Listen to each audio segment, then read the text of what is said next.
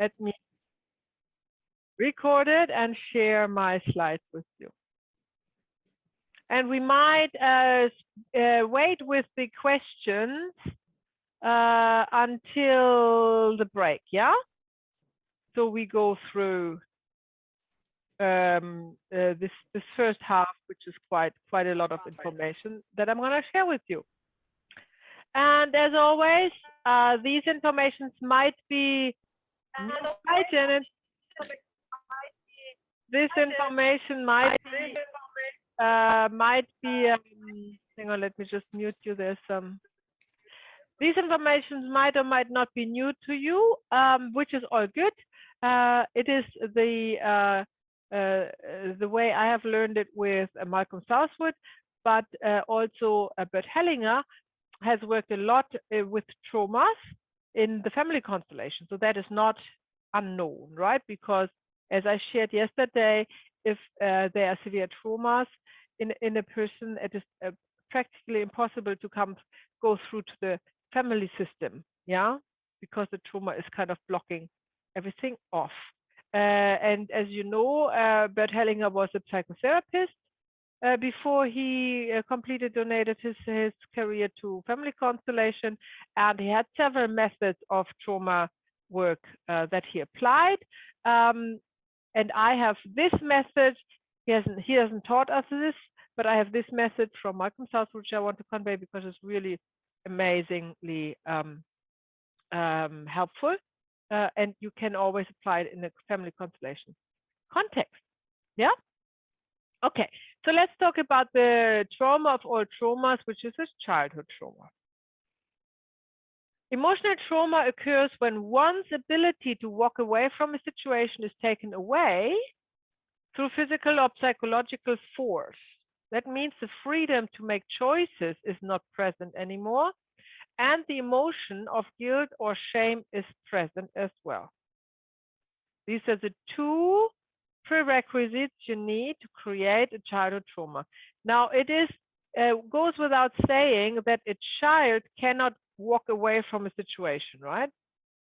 So when it's traumatized, this is because the child cannot make choices. Yeah.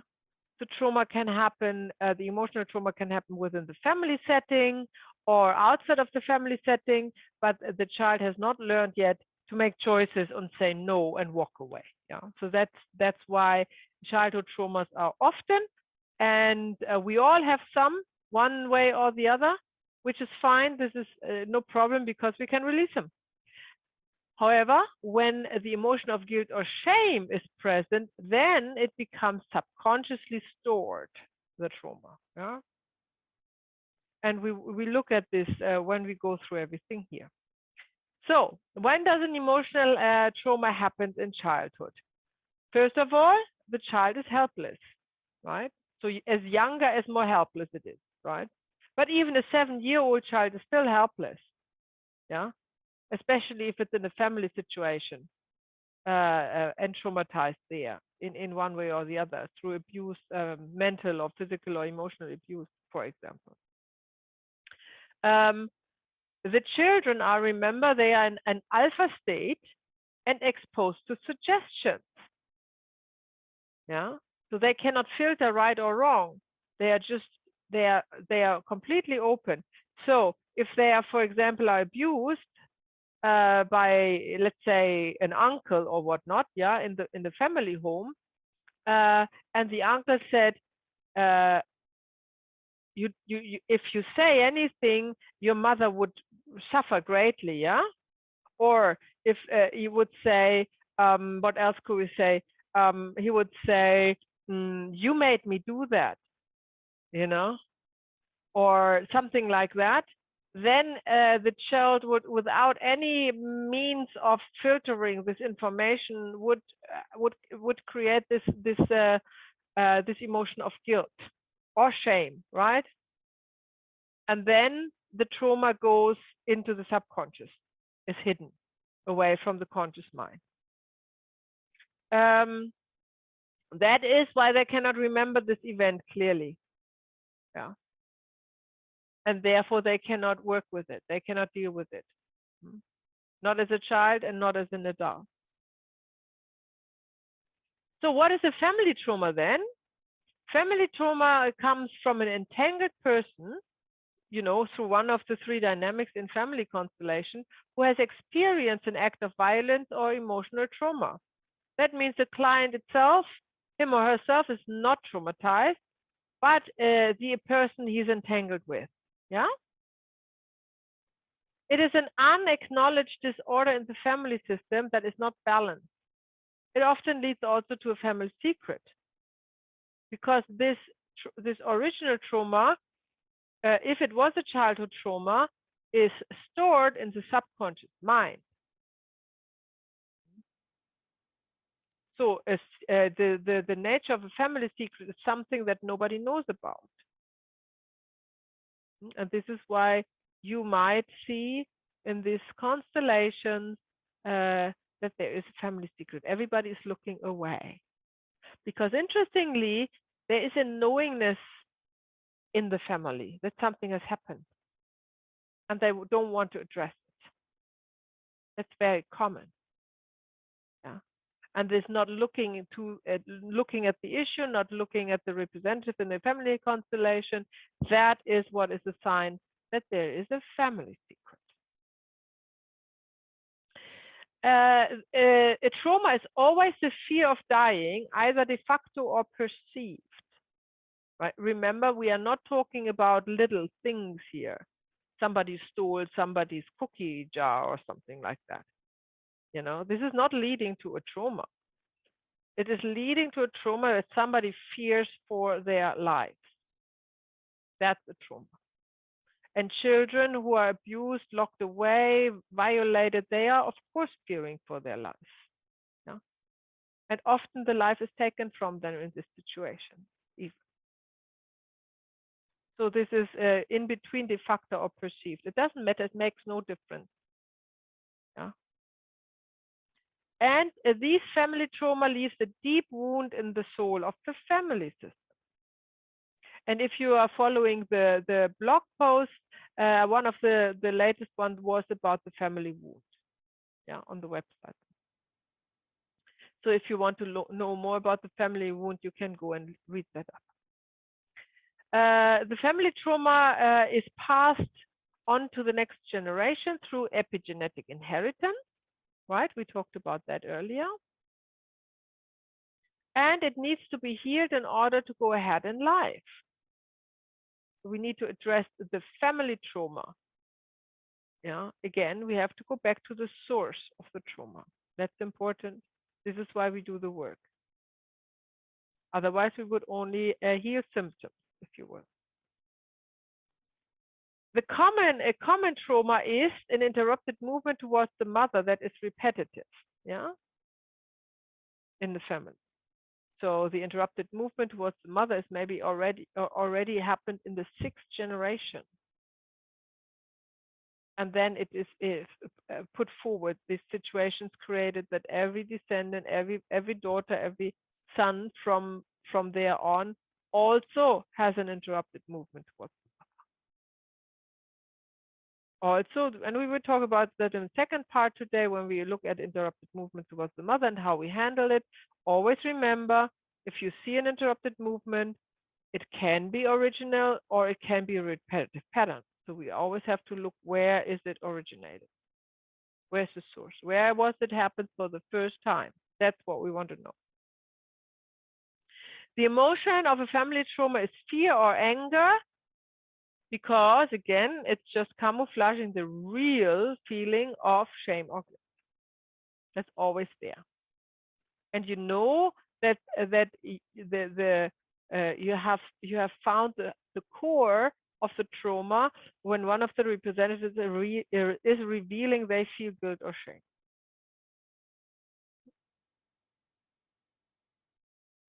Okay, so let's look at this because it is very important. Often, or not often, I don't want to say that, but there is a chance to be led astray. You're following a trauma and you're not looking for the guilt. Yeah. And this is why I want to point that out. Always look for the guilt. Where is the guilt or the shame? Where is it? Yeah. We need to find that. Otherwise, nothing is really healed. So sudden happenings which causes trauma can be released immediately. And we do that all the time, you know. You hit your head at the cabinet, at the kitchen cabinet, and you cry, you scream, for example, yeah? Or you see that often in nature, actually, animals do that. They shake traumas off. They just shake. And it's really healthy to do that. We just don't really know how to do that. But, you know, to shake the whole body is very effective to release a trauma immediately. Or if you're experiencing fear, there was a fearful, even a horror movie or whatnot, yeah. Remember, perceived fear of dying is also for the conscious or the subconscious mind a trauma, right? But then you might experience shaking, right? Or something like this, or something like this. This is all a release of this the immediate release of the trauma that is happening, or breathing, or of course crying, right? So this is a shock, and then this is all good.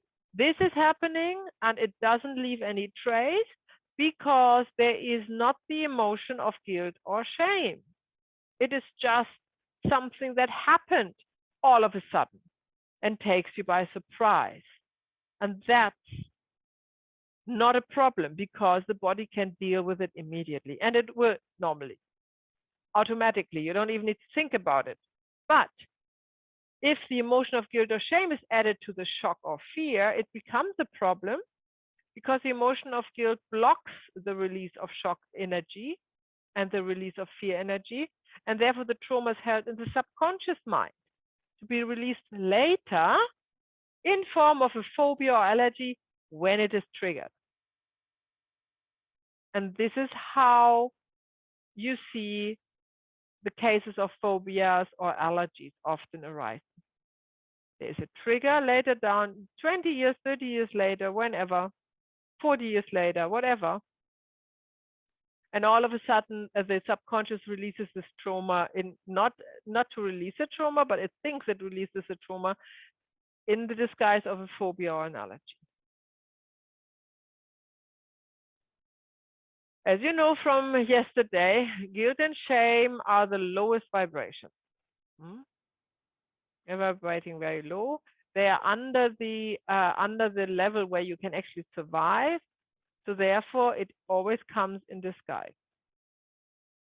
So we have to put our detective glasses on and find the guilt or the shame. That's important. I repeat that because it's really important. Yeah.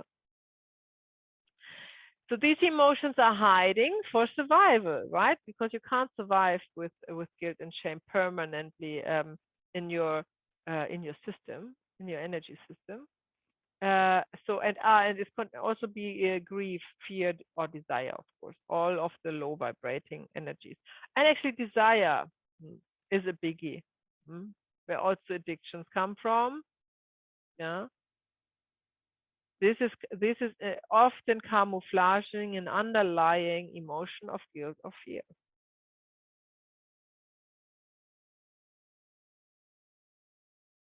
So how do we look at guilt in family constellation? So the feeling of guilt when there is a wrongdoing, right, is disobeying the orders of love. And that is also pretty much in life, right? You are disobeying the orders that you find yourself working by, and then you have this feeling of guilt. Yeah. It is also observed as unable to look at or go to the other which has been wronged. So you see in a representative in a family constellation when somebody cannot look at somebody else, right? That's very often a sign for guilt or shame. Then you have to find out which one. So for example, if you ask the representative, oh, there's an example from the last workshop. Remember when Charlotte was facilitating in the practice workshop, and she asked repeatedly, can you look at, can you look at, can you look at? Yeah? Okay. That is very good. I don't remember the context anymore, but that is a sign, no, they cannot look at because there's the underlying emotion of guilt and or shame, and it was impossible. It was impossible to look at. Yeah. If it wouldn't be an underlying emotion of guilt or shame, they could look and say, yeah, I can look, but I'm not interested. That's a different thing, right? But if they cannot, for the sake of it, look at somebody, the representatives, then you can guarantee you have to find, you can find some underlying emotion of shame and or guilt, and then you will also find the trauma most likely. So the other family members, the descendants, are taking over the role also. That is a typical entanglement, to feel the guilt or to look at the victim when the originator, either the victim or perpetrator, cannot do it. And this is the constellation we have when we have an entanglement in a family. It's very classic, the three-part entanglement, right? The entangled person has the same symptoms as if it would be an own childhood trauma, right? So let's say your client would behave as if there would be a childhood trauma, but in fact, it is the ones of an ancestor with whom they are entangled, right?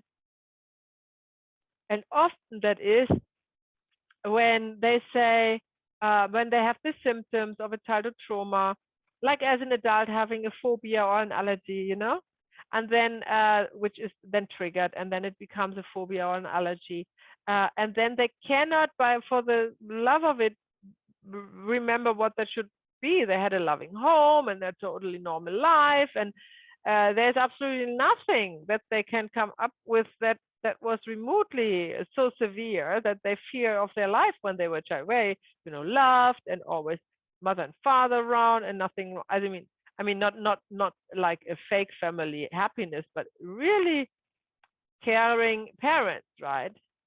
And then you know, okay, we have to look for an entanglement here. Yeah. And we don't need to release this. So if we would try to release his childhood trauma with a client directly, it wouldn't work, right? It wouldn't heal anything because it's not his. Yeah. We always have to go to the source of the problem. So let's talk a little bit about the subconscious mind, because this is what we are working with when we are working with childhood traumas.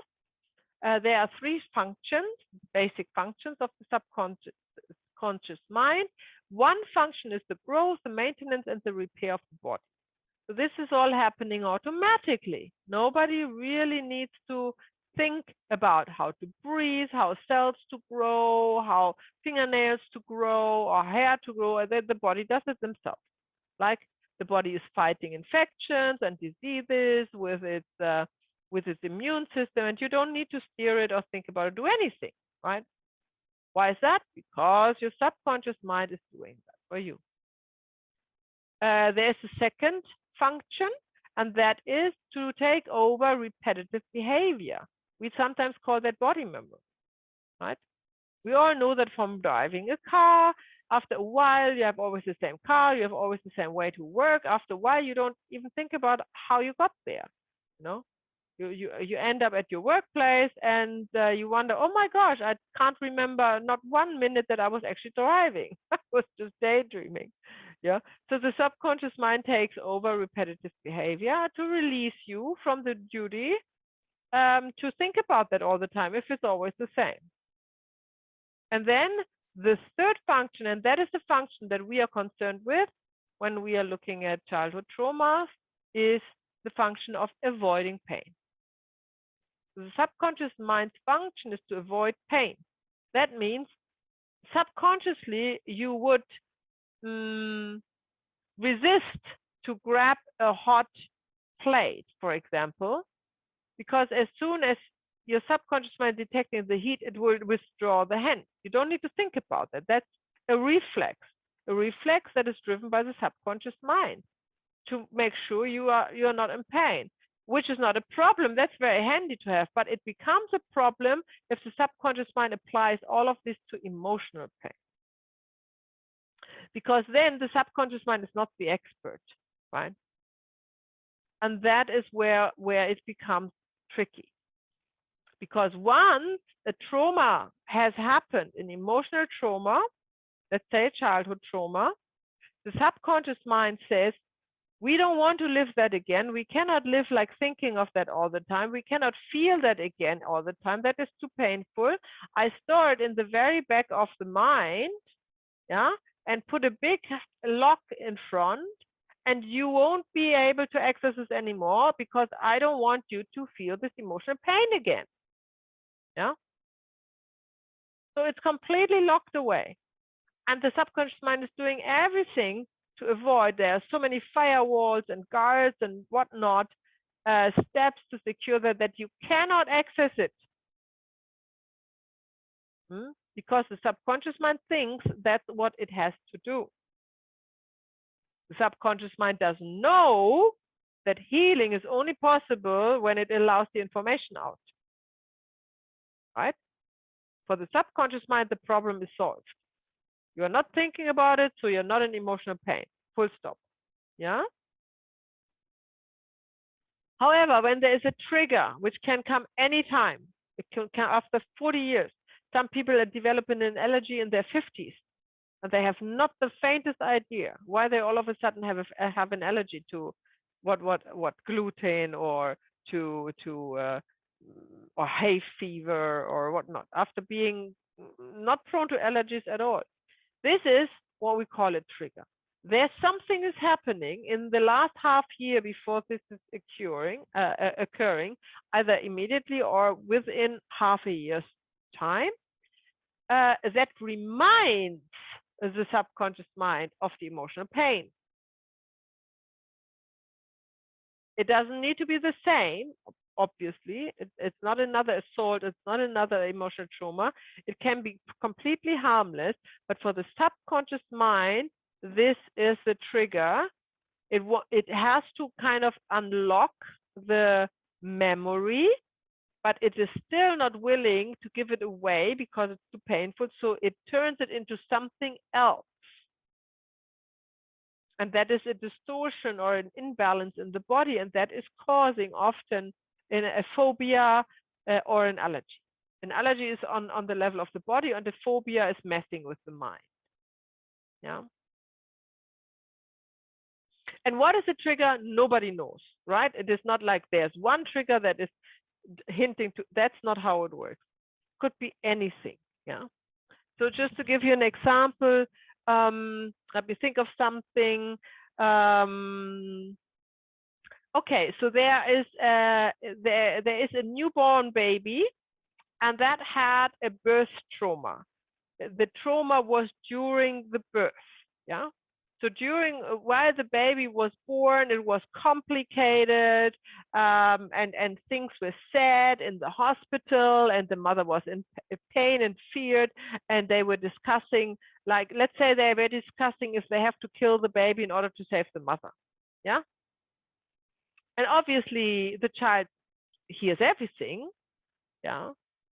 And is in fear of dying. Right, and thinks also this baby is ashamed or feels guilty that she can cause the death of the mother. Yeah, so this is the prerequisite for a childhood trauma. So this has happened. Of course, the child was saved, the mother was saved, everything was good, but in the subconscious mind, this memory is stored and locked away, and no access. Yeah, no access possible.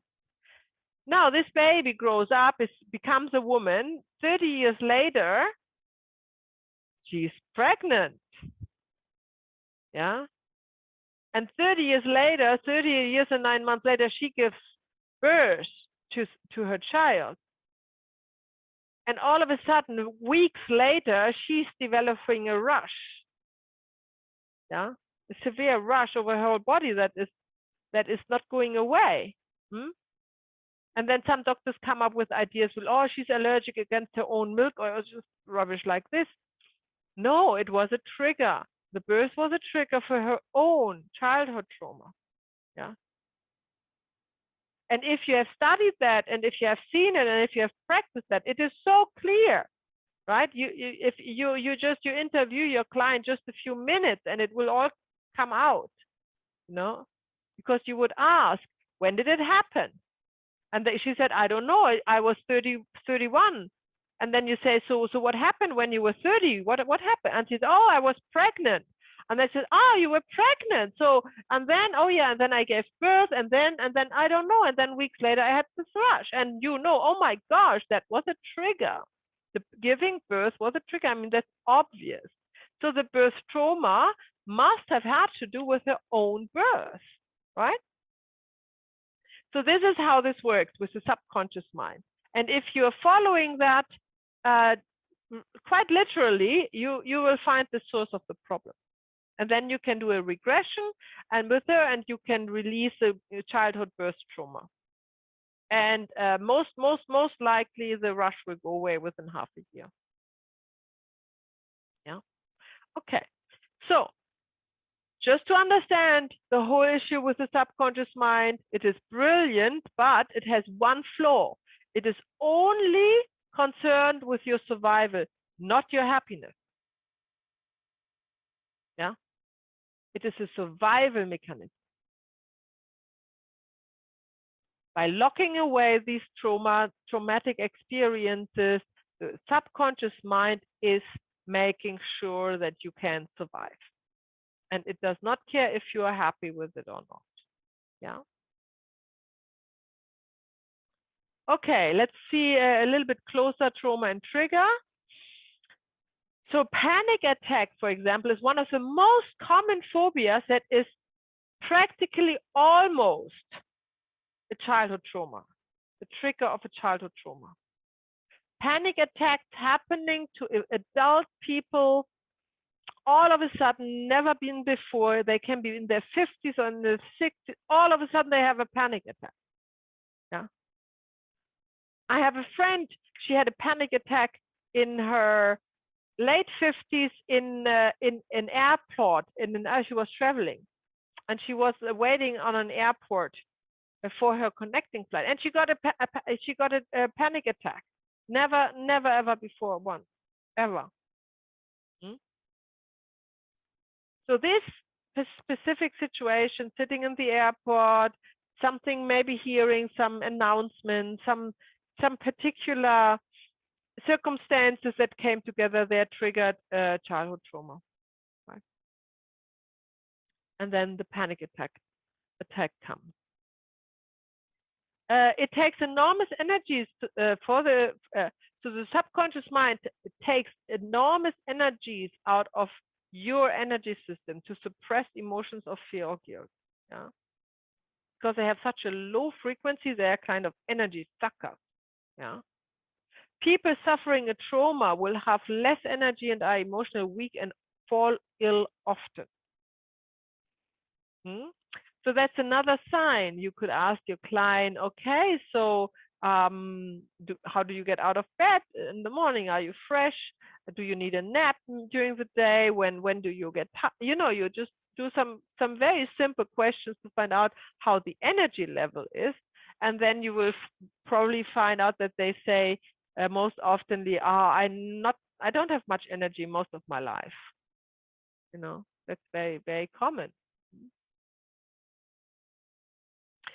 You only experience the trigger. I want to repeat that so you know, because this is easy to mix up, right? You never experience the original trauma. It's always a trigger because the trauma is stored away, locked away, locks in front, nothing, no access. Yeah, it's the trigger. The work is so to go back and find where the trauma is originated, meaning find the guilt and release it there. Take the time out, bring it in the now, release it now. Childhood trauma is released through regression, which we see tomorrow how that goes. And the family trauma is released in family constellations, of course. Yeah.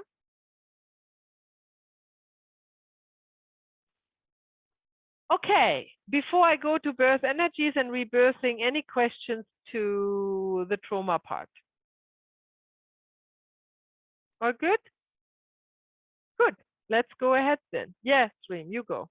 And Kaisha. Okay.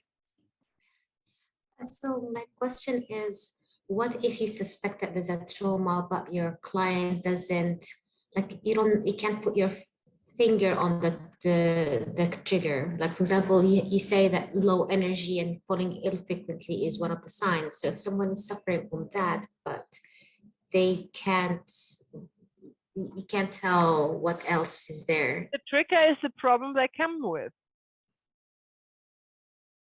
What if it's, so if they come with the low energy and falling sick frequently, that's not enough to tie it to a trauma? They normally have something else.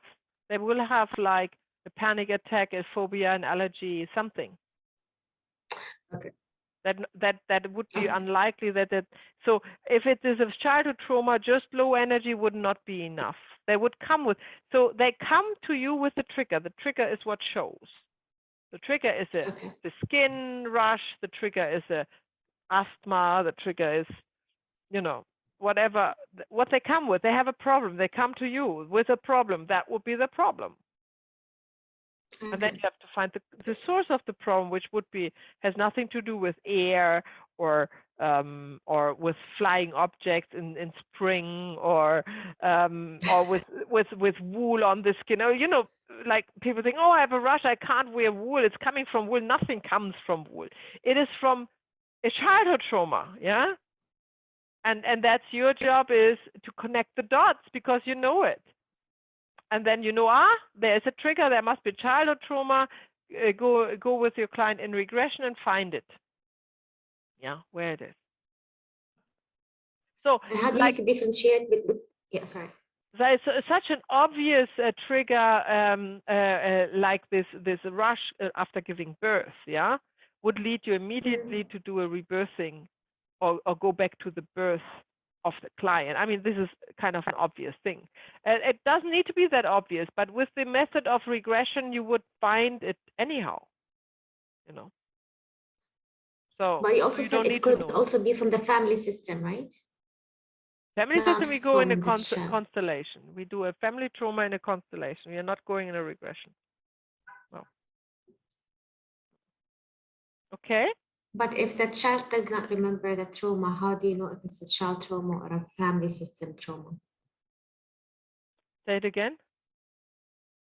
The child will not remember the trauma, right? Like, she will not remember, for example, her birth trauma. So how would you know that if this trauma is a child related trauma or family related trauma that you need to do? I get you. Yeah, I understand. Okay, so you would probably start with a regression. Yeah. Okay. If you're in doubt, you would start with the regression, and if you can't find it, if you can't find a childhood trauma, then you would transition into constellation. Yeah. Okay. Yeah. Thank you. Good question. Thank you. Kaisha, what was your question? Yeah, that was my question, actually. How do you differentiate between the childhood trauma, which belongs to the child, and an entanglement with the family trauma? So you said always start with a regression, even if they want to do a family. Yeah, if you're in doubt. Often you get the information from your client that it's a family pattern or it's a family issue. So you wouldn't go in a regression, you would do a family constellation. But when you're in doubt, definitely start with the regression and see what comes up. And what if it's both? What if it's some family entanglement and the child itself went through traumatic stuff? So which one do you do first? You do one at a time. Anyhow, you don't do two. You don't do both? No, okay. No, not in one session. No, that's not recommended. Just focus on one issue in one session.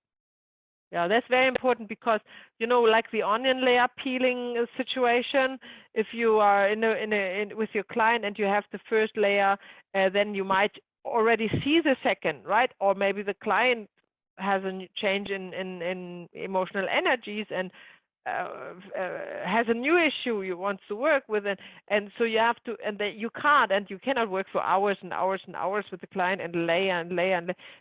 Between each layer, there needs to be some time to digest the healing, right? To I like the word digest. It's a kind of appropriate. Whatever you have done, whatever the energy the shift in energy, the soul movement, whatever has been enabled, that needs to settle in. It's like So just shavasana in yoga. You need to rest. You need your resting poses. Otherwise, it is for nothing. You know, it's a vital part of your work is to allow this rest time of rest and not rush through things. so childhood trauma, was it addressed by Bert in the family constellation? The childhood trauma. So say it again. Like you said, you're gonna teach us regression. Is that Yeah. part of the family constellation teachings, or how did Bert Hellinger deal with childhood trauma? No, he didn't do a regression. He was his trauma work was very different, and I never learned that from him, so I can't tell you that. He was working. So he was. If you see videos, there's not so many videos, unfortunately, around. There were some VHS videotapes in early days with all of his early workshops. I don't even know if they still exist. But there you can see that he's sitting with a client in the workshop setting, and there is kind of an internal work going on. So they are never constellating. There's a kind of an internal work going on, and then maybe 20 minutes or so, and then he releases the client back to his seat. So he never does a constellation with them. This is basically trauma work. Okay. Yeah, but it is not what I teach you, because that's not what I learned from him. I don't know what he has done or how he has done it. Okay. All right, thanks. Yeah. Okay, birth energies and rebirthing. So, first of all, let's talk about what a birth is. So birth is a change from the non-physical reality into the physical reality. So it's just as a short and brief definition of a birth. Yeah. We're talking about the heart in the following, which has a vital role in our work and in our life, but also in our work. We are talking about birth energies. We are talking about how a human being is created, and the concept I want to convey. And we have a little animation for that. Then we talk about rebirthing, which is the continuation of the birth and then the death and then the rebirth. And then, of course, we talk about the interrupted movement towards the mother. Okay, which can start with the birth, by the way. That's possible and happens often, actually. So let's talk about birth energies. What is that? So birth energies are created from the moment the birth starts. Water breaks, first contractions, opening of the cell. Who has given birth here? Okay, so that is just a normal way. A normal birth happens when you are not inducing birth. A lot of hospitals like to schedule births, and they don't allow natural births anymore because it kind of messes with their schedule. Because you never know when the birth starts. You can't know that, right? So, so this is how a normal birth starts. The water breaks, the first contractions start, and then the cervix opens. And once it is 10 centimeters open, then the birth can begin. Yeah. So from the moment of the birth start, which is normally when the water breaks, birth energies are created. And they are very specific. Obviously, men can't create birth energies. This is specific to women. And they are both created in both the mother and the baby alike. So both are creating with the start of the birth, so-called birth energies. The birth energies, they in a normal, I will talk to you about how that in a normal birth goes with the birth energies, and then in a fast interrupted or in a forced birth, because it's different and it's causing problems, as you might have picked up. And then we have also the birth energies in a slow or in a traumatic birth, right? So let's look at, and then of course cesarean section as a as a very common way now to deliver baby, and what that actually does with the birth energy. And then we also talk about postpartum depression, PPD. So let's look at a normal birth. How does a normal birth work? First of all, a normal birth takes 6 to 8 hours. That's it, 6 to 8 hours. If it's less than 6 hours, it's a fast birth. If it's longer than 8 hours, it's a long birth. That's what it is. Kaisha, how long was your birth? Mine's a very funny story. I didn't even, I was overdue for 5 days, and the doctor said I should come in and take the baby out because the due date was supposed to be 5th of January until the 10th. I didn't have anything. So I went in to take the baby out early. They induced me. I didn't dilate. My water didn't break. Nothing happened. And I think because they induced me, my daughter her heart rate started falling. So they suggested we do a C-section, and they did a C-section. So all the birth energies were not used up in both of us. Now that I've been reading, I feel that the doctor made a normal operation would have cost maybe 5,000 ringgit, but the doctor made 15,000 ringgit because he did a C-section for me. And I read up so much about, having a water birth, and I did all those preparations in my head. But the doctor said I had to come in because it was 5 days overdue. So yeah, this is what happened. And I was stupid and ignorant and 24 years old. So oh yeah, you were young. Yeah, so that's very interesting, Kaisha, because I had exactly the same story, but I was not 24, I was 40. And my son was 5 days old overdue. And my water broke, but nothing, no contractions, nothing. And I wanted a home birth, and in Switzerland it's called a birth house, where it's only midwives, and you go in the water and you do it. And I went to the birth house, and I was sitting there having lunch, and nothing happened, and whatever, nothing. And then she said, well, we have to consider to get you in a hospital. And I said, no, I'm not going in a hospital. And then I was talking to my midwife on phone, and she said, look, if you go in a hospital now, they do a C-section. 100%. I said, I'm not going in the hospital. I don't want a C-section. I have planned it, the whole natural birth, for 9 months. I'm not going to give that up, right?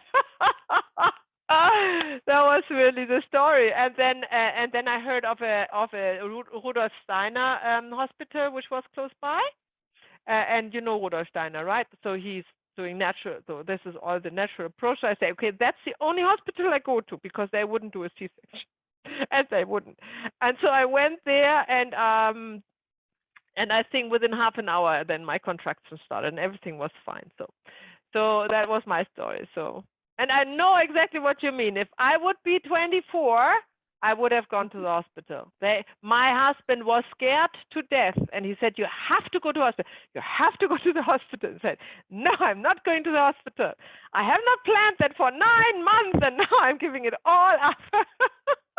I think the doctors scare you, right? Oh, the heartbeat is falling, the baby is in distress. Of course. If you don't take the baby out, the baby might die or something. So you get scared, right? So I would say, okay, just do whatever you want. Just make sure my baby is safe. Absolutely. And, I totally get that.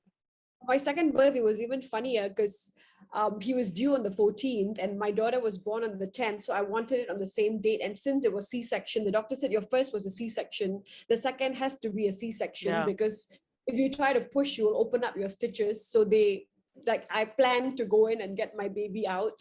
So now when I read all these about, all these things I have done, I feel I'm responsible. The guilt and shame of me being God and bringing my babies into the world when they were not supposed to is haunting me. Okay, we can do something about that, Kaisha. Don't worry. Nothing is shipped in stone here. We can heal everything. And after today's teaching module, you know exactly what to do. Perfect. I will do it. Thank you. And if not, we do a session, Kaisha, and we'll do that together. I will. Thank you. Okay. So, okay, so this is just nice to hear these stories, and this is why C-sections are the predominantly way of delivering, because the doctors taken over from the midwives the business of giving birth, which has nothing to do with doctors, right? And now they all want to slit bodies up. They want that. They just what they do. They have trained it. They have get money for it. It is quick, and they can induce you with chemicals, and that's what they do, right? So, right. So, what's the next?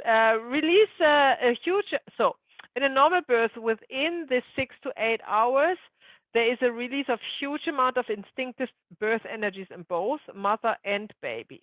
Yeah, the baby needs to go through the birthing channel to stabilize the spirit in the body. We will look at that in the chart. So it's very important to do that.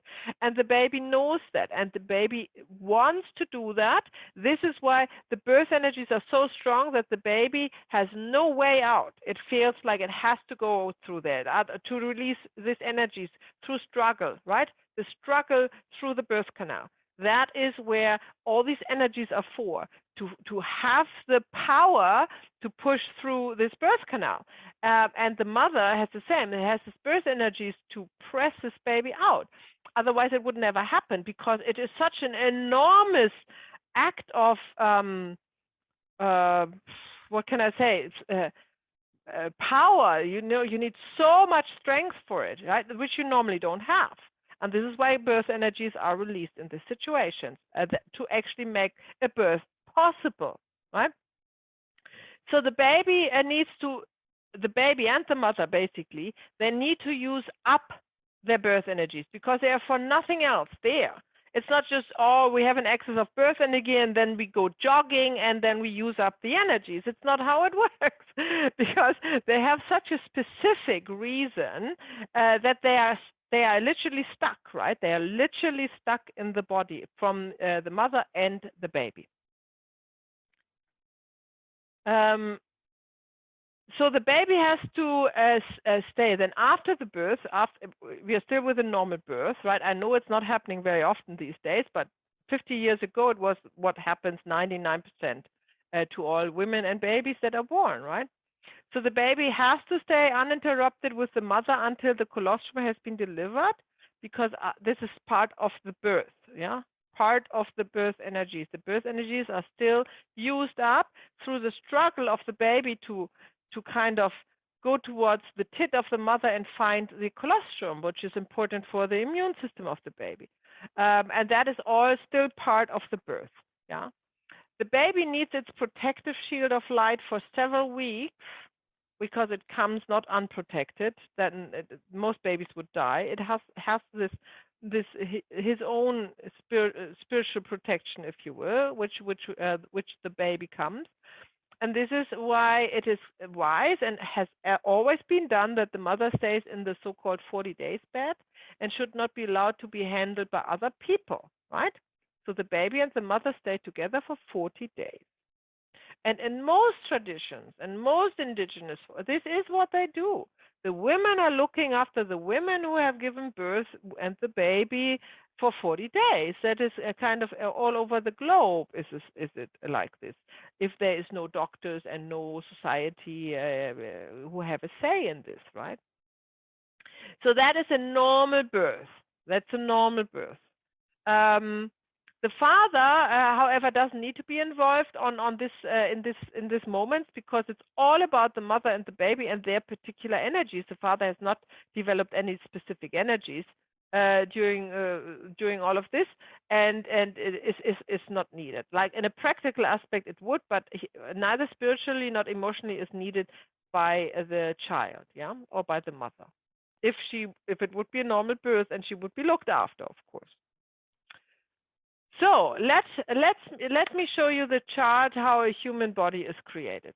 So we have here our 3 planes we talked yesterday about. We have the physical body, we have the astral body, which is the emotional body, and then we have the spiritual body.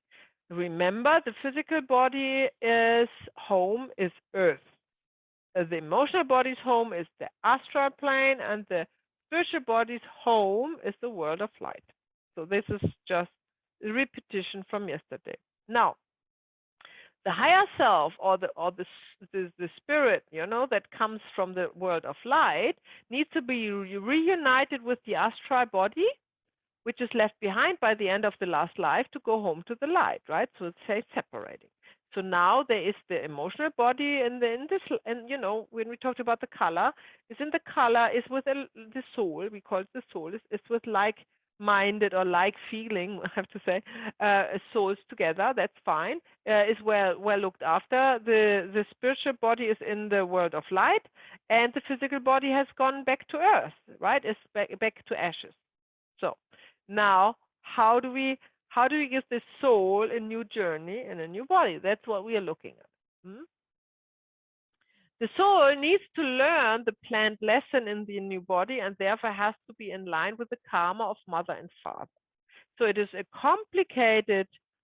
quite complicated progress or a process to plan a new life in the astral world, right? Because there are a lot of things need to be thought about and aligned with, so that this new life is a success. And not only that the body is successfully created, that the soul has a soul journey in the life circumstances that it wants. Yeah. So it would make no sense to create a life circumstance or assign souls randomly, and then they come to families where they cannot possibly evolve into the emotion they want to, right? What they have decided.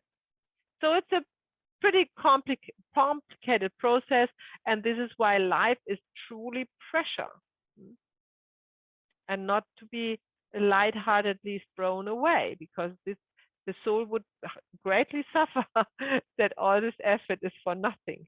Yeah. And this is also why the untimely death of a person leaves this imprint in the family soul, because it wasn't meant to be, and there was another purpose, and it couldn't be fulfilled, and it was also, if you will, wasteful with resources, right? So, and the body needs to be stable and genetically intact. That's the other part, right? So there are three general requirements to create a new human being, which all have to match. So how does this work now? We have the week 1 to 12. This is what we call the first trimester, or the first 3 months. This is when the physical body is forming. It all starts with the heart. The heart starts to be formed out of two blood vessels, arteria and vena, was the English term, I forgot. And it forms the heart. And the magic is that the heart, like you have only a clump of, whatever, you can barely see what it is, but the heart starts to beat. This is absolutely mind-blowing. And this is as early as the 5th week, 5th to 6th week. And then the heart starts to beat. And that is a sign that new life is starting to create. No? When the heart is able to create a strong electromagnetic field, the body attracts and holds the soul. Remember, the soul is in the astral world. How would it ever unite with the body? The heart is creating an electromagnetic field. This is almost like Tesla here, what we are learning. That is attracting the soul from the astral world close by. Yeah, because otherwise the soul cannot souls don't have, wings and fly down and, look around. This is not how it works. They're immobile. So they need to be attracted like a magnet. And that is the heartbeat that is creating this electromagnetic field. And when we learn like a mantra, the heart is there to pump blood through the vessels. Yeah. I mean, this is probably true, although Malcolm said that cannot be, because there are like 3 kilometers of vessels, and the heart has not the capacity to pump all the blood in every little corner. Anyhow, that's another story. But on a spiritual level, on a physical level, it does create this electromagnetic field, which attracts the soul. And that's also the main purpose of the heart.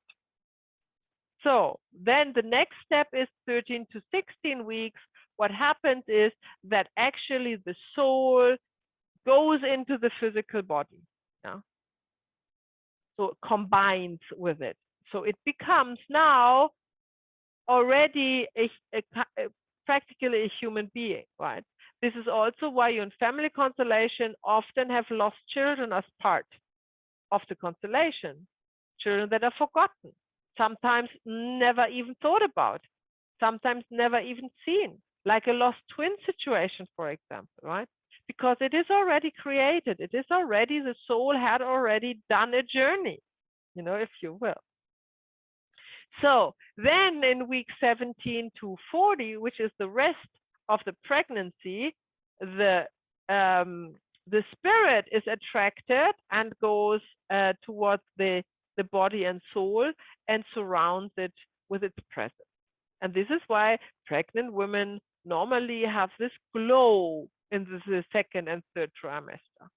You know, you can see that, and normally they feel great, by the way. So you know, if there is no fear mongering involved, if it's a natural pregnancy, they feel really great in this time. And this has much to do with the light of the new baby that is surrounding them. Yeah. Okay. Now in week 40, yeah, we have this birth going on, 6 to 8 hours, right? If it's interrupted, shorter, longer, or traumatic, mother and child can develop some symptoms of unused birth energy, which we will talk about. Let's assume in a normal birth, it was a normal birth, and it takes about 6 to 8 hours, and the baby has to go through the birth canal, and there are no chemicals and no drugs involved, and it's a normal birth. Then that is what happened. The spirit comes from the world of light and unites also with the body and the soul. And now we have a complete being. Oh, what is this? Fun. This. So there's our baby. Yeah. And now we have, what's going on here? The animation doesn't want, here we go. And now we have this human being from day one until the death of the body. And hopefully you see the colors change from blue to yellow. The soul journey is a success, and this human soul has changed the energy of the emotion from blue to yellow, for example, in this example. This is the purpose of the life it has chosen. And then it has no problems to leave, hopefully also naturally, this plane of existence, and the heart starts to stop beating.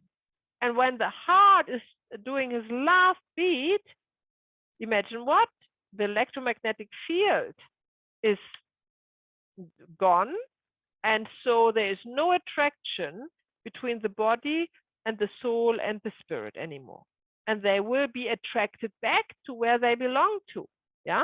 But this time, as you can see, it's a yellow sign. Now the soul goes not back where they came from blue.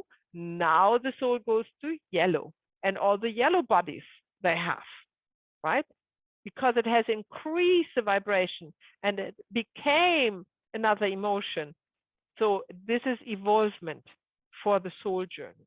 And of course, the spirit goes back to world of light. There is no change really. And here's just a chart that you, when you recap the video, you can take a screenshot and put it in your notebook. So it's all together from the animation. It's exactly the same. So this is a very, very brief understanding of the concept of how a human being is created. And important to know, oh, now I know this square is supposed to be balloons, but somehow my computer doesn't want to display them. That's so funny. So this is a concept, and if you have given birth, then you know that is pretty much what you also experience if you are sensitive enough, you know, to experience energies. So let's talk a little bit more about the heart. The heartbeat creates a strong electromagnetic field which holds the three energy bodies together. This is why it is so important.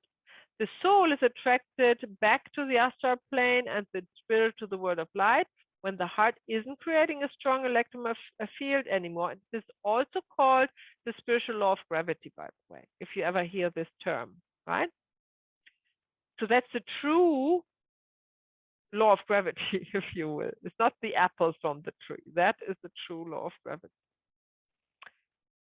You hear often that people who are passing away in a natural way, that they're kind of going in and out, right? They are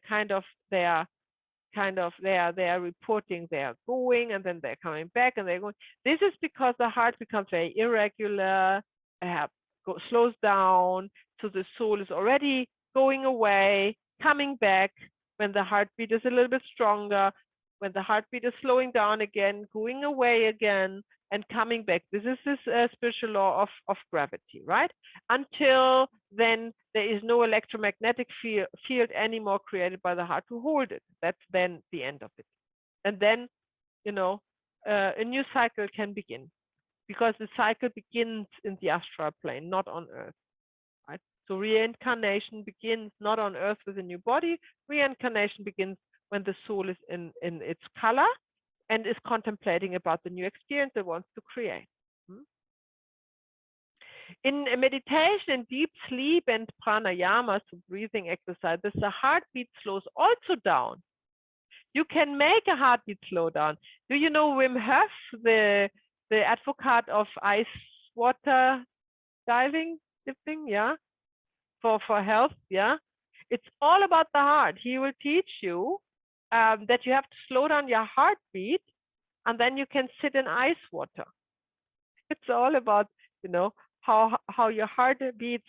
And then it is interesting that you can actually do that. So you can actually train your heartbeat to lower your heartbeat, especially the breath, yeah? So when the heartbeat slows down, the electromagnetic field becomes also weaker, and the spirit and the soul can go on a trip home. And that's what we do in deep sleep now. They just say hi, and then they come back. And this is also, if you hear the term OBEs or out-of-body experiences, they can also, some people can remember these trips, you know, when they go out of the body and they float around.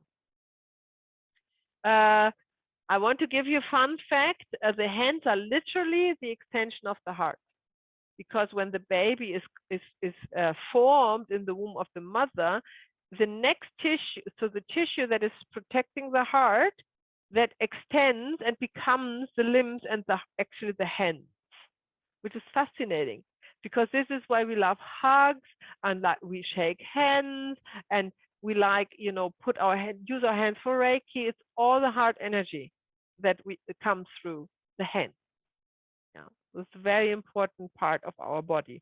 It's literally an extension of the heart, our hand. The heart chakra is a turning point from an animal nature to spiritual being. There's another fact about the heart. In this case, more the heart energy or the heart chakra. This is so important because the three lower chakras are what we call animal nature, and the three higher chakras is what we call a human or a spiritual being. And the heart is in the middle of it, right? So everybody has to go through the heart energy to evolve into higher frequencies of being. Right. The heart is extremely important for us. Oh, hello. Rosemary is coming. So there is a beautiful book which I can highly recommend. Hi, Rosemary. I wasn't expecting you today. You're finished early. Yeah. Good. Thank you. Very good. Okay. So the book is Living from the Heart by Nirmala, and it's really beautiful. It teaches how we can go out of living from our mind and into our heart, which is really important to practice that. So now let's talk about the fast, interrupted, or forced birth and what the birth energies are meaning in this case. So if a birth is less than 5 hours or less than 6 or at least less than 5 hours, the birth energies have been fully formed but have not been used up completely, right? So the birth energies are forming at the moment the birth begins, and then they need to be used up. But if it's a fast birth, it can't be used up. Just it's not enough time for that. The mother and the baby are still energetically connected and want to let go of each other to complete the separation. Now, when you have this rejection of a child towards the mother, or sometimes the mother towards the child, this is why I say do not do any pre-assumptions. It does not need to be an interrupted movement. It can be something else. For example, it can be not used birth energy, because this is causing the same symptoms, the rejection of the mother or the rejection of the child, which is subconscious, of course, right? Not that they want to, but the energies are still there to say, I have to push you out, I have to go away, I have to press out, you know, that's still present. So what can you do if you know all of this and you have a friend, or you're giving birth yourself, and there is a fast birth? Is everything lost? No. A very traditional way is to swaddle a baby. That has been done also throughout the cultures. That is to wrap the baby in tight cloth. And what does it do? It makes the baby struggle. It makes the baby think it's still in the birth canal. And then it struggles and releases the rest of the birth energy. Yeah. So that's you know, wise women all through all the ages knew about all of this, and they all had very simple methods to help, obviously, right?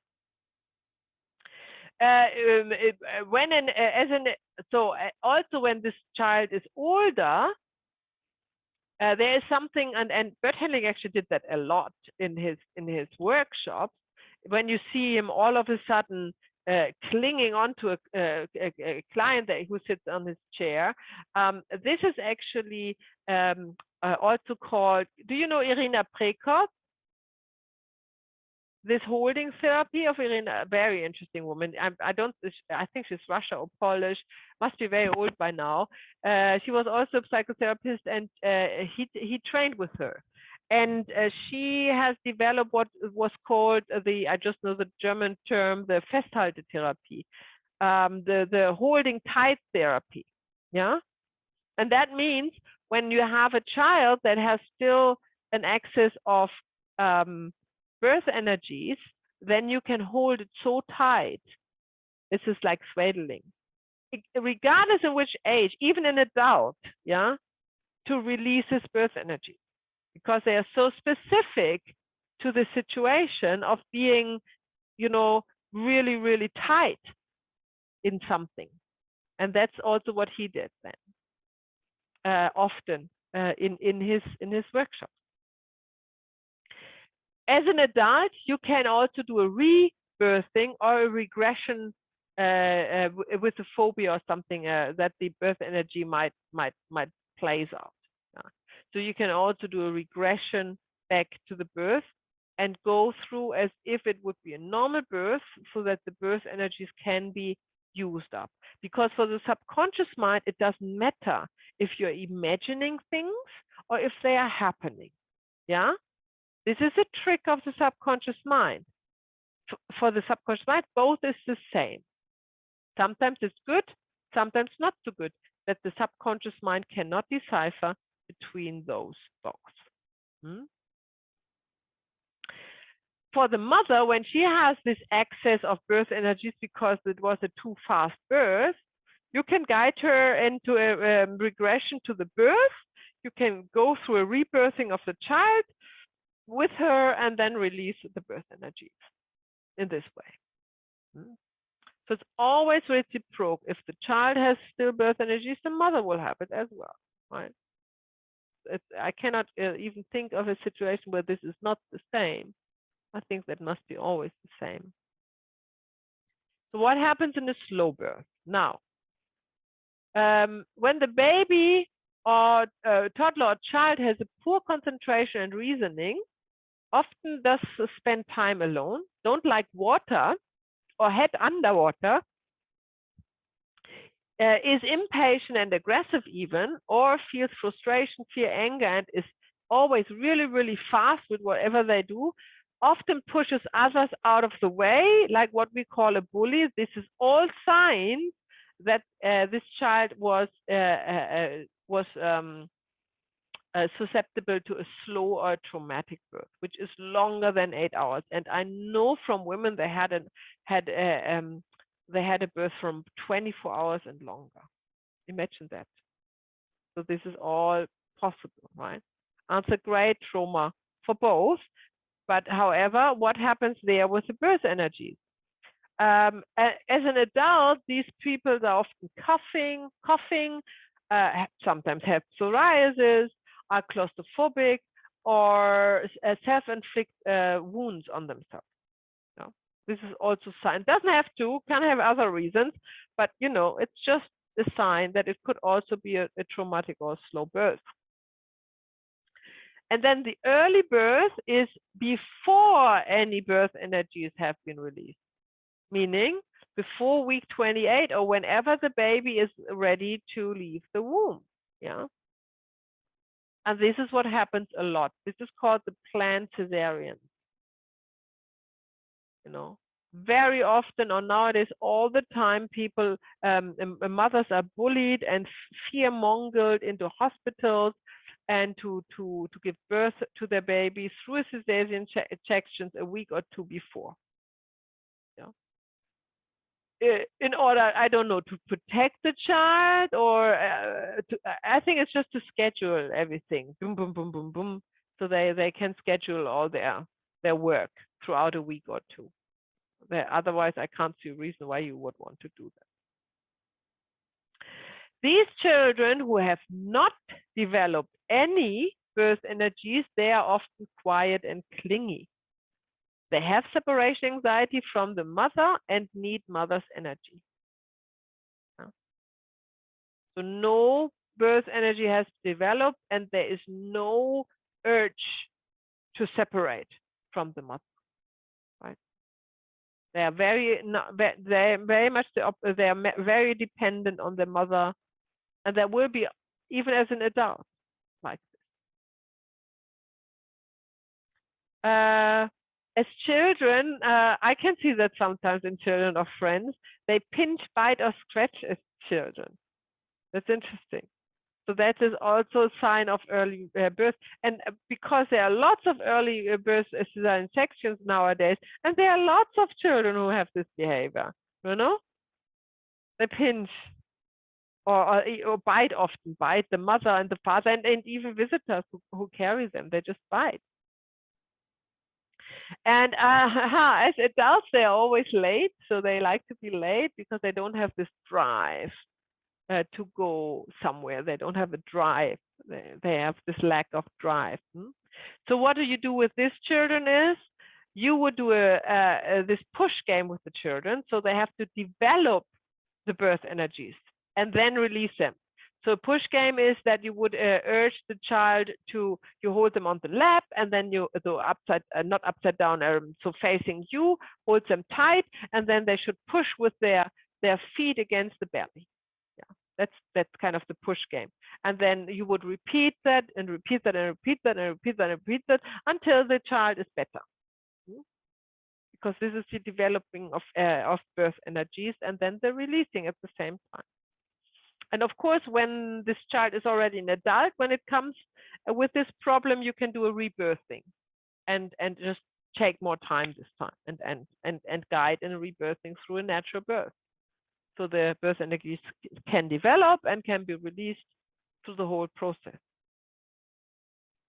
And the cesarean section, we talked about that, has its own problems. So first of all, after the birth has started, right? So birth energies have already developed. The cesarean section is like an interrupted birth, a fast birth. So the birth energies are not used up yet. Before the birth has started, that's the so-called planned cesarean. It's like an early birth. That's what happens, right? And then if you look at the animations you just saw about how a natural birth is happening, now you know why we have so many indigo children, right? Because they don't have the chance to go through the birth canal, and the spirit comes in through the birth canal. That's it needs. This is kind of the access point. So every cesarean child has the spirit is still there, but it's not fully combined with the body and the soul. So it's kind of in the aura. It's more around the child than in, if you will, in the energy field, more around the energy field. And people who can see auras or halos or whatever, they see then this blue, which is the color of the spirit, around the child, right? So what can we do? Of course, we can do a rebirthing or a rebirthing or whatever we just discussed with the child to be able to get through the birth canal, and so the spirit can finally move in. And I had that a few times, I have to say. That happened quite a bit in the last 15 years in my practice. And then the children are very, very relieved. Okay, we have our break. Yes, we have questions first, and then I also think we could do the exercise actually before the break because we have a bit of time. Yes, Kaisha, you go. What exactly are indigo children? Because what I've heard of is that every child born after 2000 or something, it's like an indigo child, and they say they are special children with. Yeah, so that's abilities exactly that. So what I can just repeat what I don't have my own opinion, if you will, but I can tell you what Malcolm Southwood says. He says it is just that after 2000, the cesarean sections have increased so greatly that there's nothing spiritual in per se. These children, they are not special at all. The thing is that when the spirit is not completely combined with the body, they are not so grounded. And because they are not so grounded, they are often lofty, they have lofty ideas, they are probably more creative, they can express themselves more through drawings than through words, because they are simply not grounded enough. This is because they are not fully born yet, if you will, right? They still are in the clouds with their spiritual guidance in surrounding them. So that's what he says, and that explains why there is so many more indigo children after, like in the last 20 years, because it has greatly increased the amount of planned cesareans. Became actually the standard procedure. Imagine that. Okay. But otherwise, I don't know anything about it other than that. So that's just one explanation. Right? Okay. So what we do now is we do our exercise. Let me go back because we didn't get to do that. So, and of course, Rosemary, you haven't seen yesterday. And so that doesn't matter. I put you in a group with somebody, and then you will be shown what we do. I will explain it, of course. So first of all, I will demonstrate it, and then you know what it's about. Yeah, it's the basic of spiritual healing, and it's the easiest way is to heal an emotion, right? That's the easiest. So this is why we practice that right now, and every kind of other spiritual healing which we do later on in this module is just it's evolving from there. So the principles are the same. Yeah. We do it in groups of 2, which is perfect that Rosemary came. That's just on time. What I would like you is to find an emotion to work with. You can decide with your partner if you do it in meditation, or if it's already present, or if something is obvious, or if you need to find it. And then you would release this to the corresponding color. So you would need your chart here, your color chart, or I may be even able to share it with you on the screen. I have to think about how I do that, but I should probably be able to do that. It will take me a minute or two to do that. And And then the last step is that you feel when the emotion is gone, then you have practically in your aura or in your energy field a hole, right? It's kind of something is missing. So you have to fill that up with light. And I remind you, it has to be your own light. No, you're not imagine somebody else's light coming in. It's your own light shining from within and filling the gaps. Yeah, that's important. And I will make an exercise. You don't worry about that. So let me stop sharing. And then I demonstrate that maybe I need a volunteer for that. Who wants to volunteer? Reem, yes, you go. Okay. So if you unmute yourself and then tell me what emotion is coming up for you that you want to release. Is there anything like, let's start with something really easy. Something during the day that you were emotional about? Has anything happened today or yesterday or a few days ago? Overwhelmed with studies. I have my exams coming up. Ah, yeah, very good. Overwhelming is a good emotion to release. Yes, yes. So let's make a little exercise. What would be? I have my chart here. What would be the emotion of overwhelmed? Let's see. Is it fear? More tired, exhausted, or Weak not really emotion? fear. Probably weak. Could be weak. It's not depression, isn't it? No. No. Anxiety. That could. Fear, anxiety is fear. Yeah. So Okay, let's do that then. Let's go with fear. Hang on. Fear of the unknown or fear of the known? Known. Okay. So Yeah. fear of the known is a dark yellow color. Okay. Right. Yes. Okay. So we just need to establish that when you work with a client, you do not do that aloud. You do that in your mind, right? Okay. Yes. Okay. Okay. All right. So Reem, relax. Take a good seat. Relax your shoulders. Come to the edge of your seat. Take a deep breath in your belly. And exhale. Deep exhale. Inhale a few times. Close your eyes.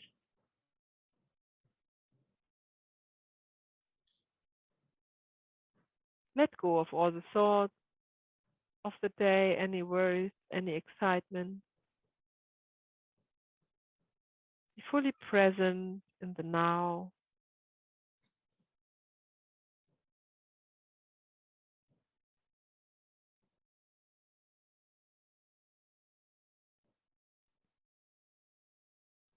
And then go to the situation where you felt this anxiety related to your exam,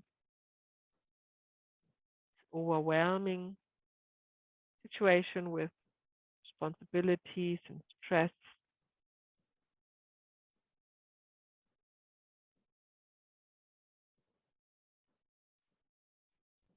And tell me, where do you feel it? I feel it on my shoulders. On both shoulders? Mainly the left one. The left one. What sensation is it? Is it like a pinch or like a tickling or like, how does it feel on your left shoulder? More like stiffness. Stiffness, tightness. Yeah, tightness, yes. Okay, very good. Now I would like you to imagine on the left side of you, about under just in the corner of your room, there is a object. What shape has this object? Floating object. It's a ball. A round, like a ball? round, Yeah. spherical, yeah, Say again. a sphere. Sphere, yes. Okay, good.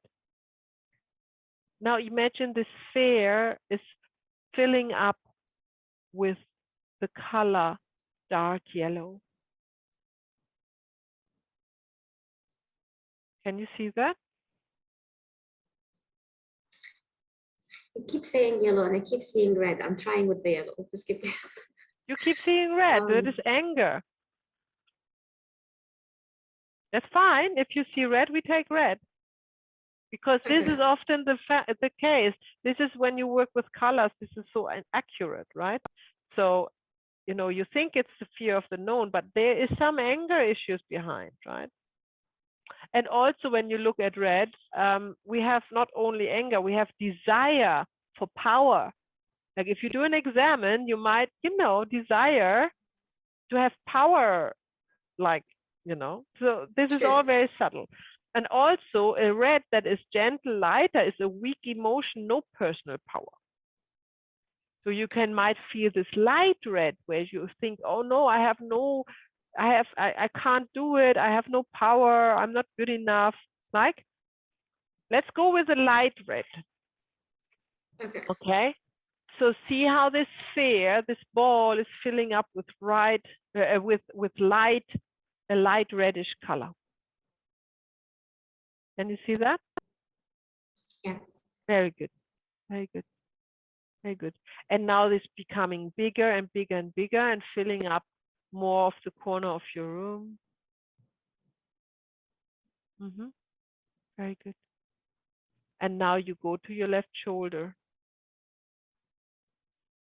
and you go to your tightness and you say to your tightness, you have to go where you belong. You have to go where you belong. You belong in this sphere. You belong in the sphere. That is your color. That is your color. That is your home. That is your home. That is where you came from. That is where it came from. And this is where you now have to go back. And this is where you now have to go back. And thank you for your service. And thank you for your service. And now you see how this tightness is attracted to the sphere and leaving your body. Can you see that? Yeah. It goes through your emotional body, through your spiritual body, through all your aura, until it reaches the sphere. Yeah, can you see that? Okay. And when it is there, it becomes one with the sphere. Yeah?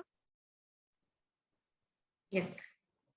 And now you see how the sphere is shrinking, shrinking, and shrinking. And all of a sudden, gone. Completely gone.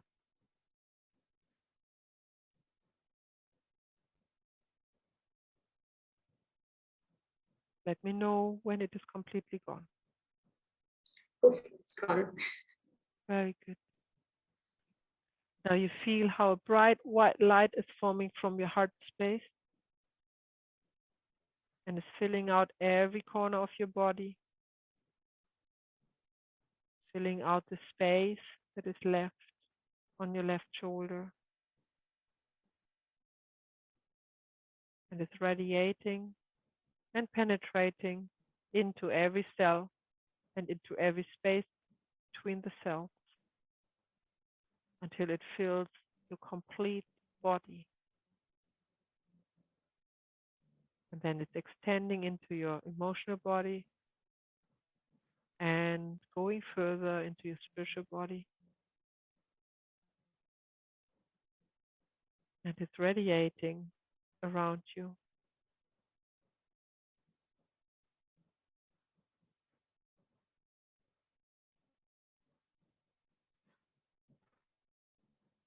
And And you leave it there for your protection and to nourish you with energy, to give you power and energy for your examine.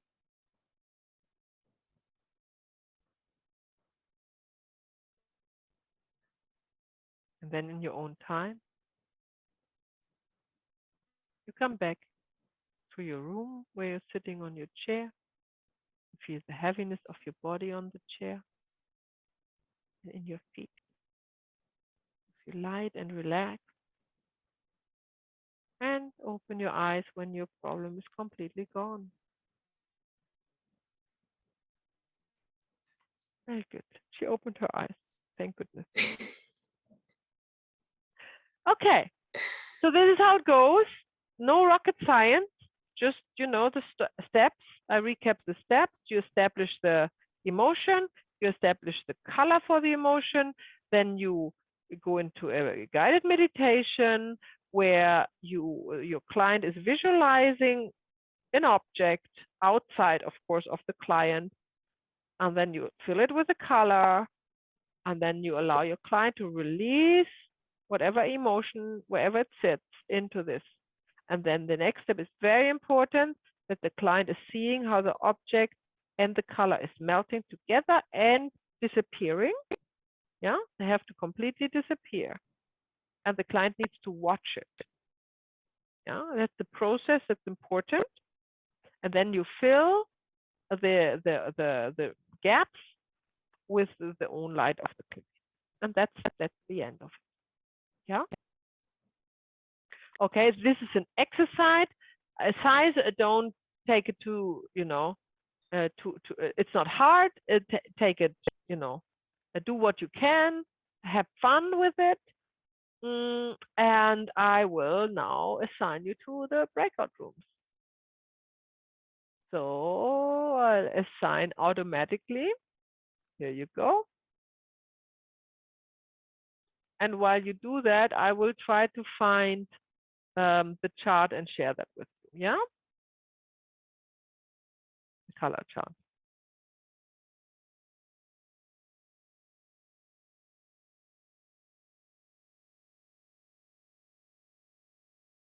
Okay, so tell me all about it. How was this exercise for you guys? Who wants to start? Oh, I could. Yes, I could start. It was nice. We had a little bit of chat together as well, and we found out it's not. We have had so many guided meditations with you, but doing one with somebody else is a little bit different. And fortunately, I did write down a little steps we have to cover.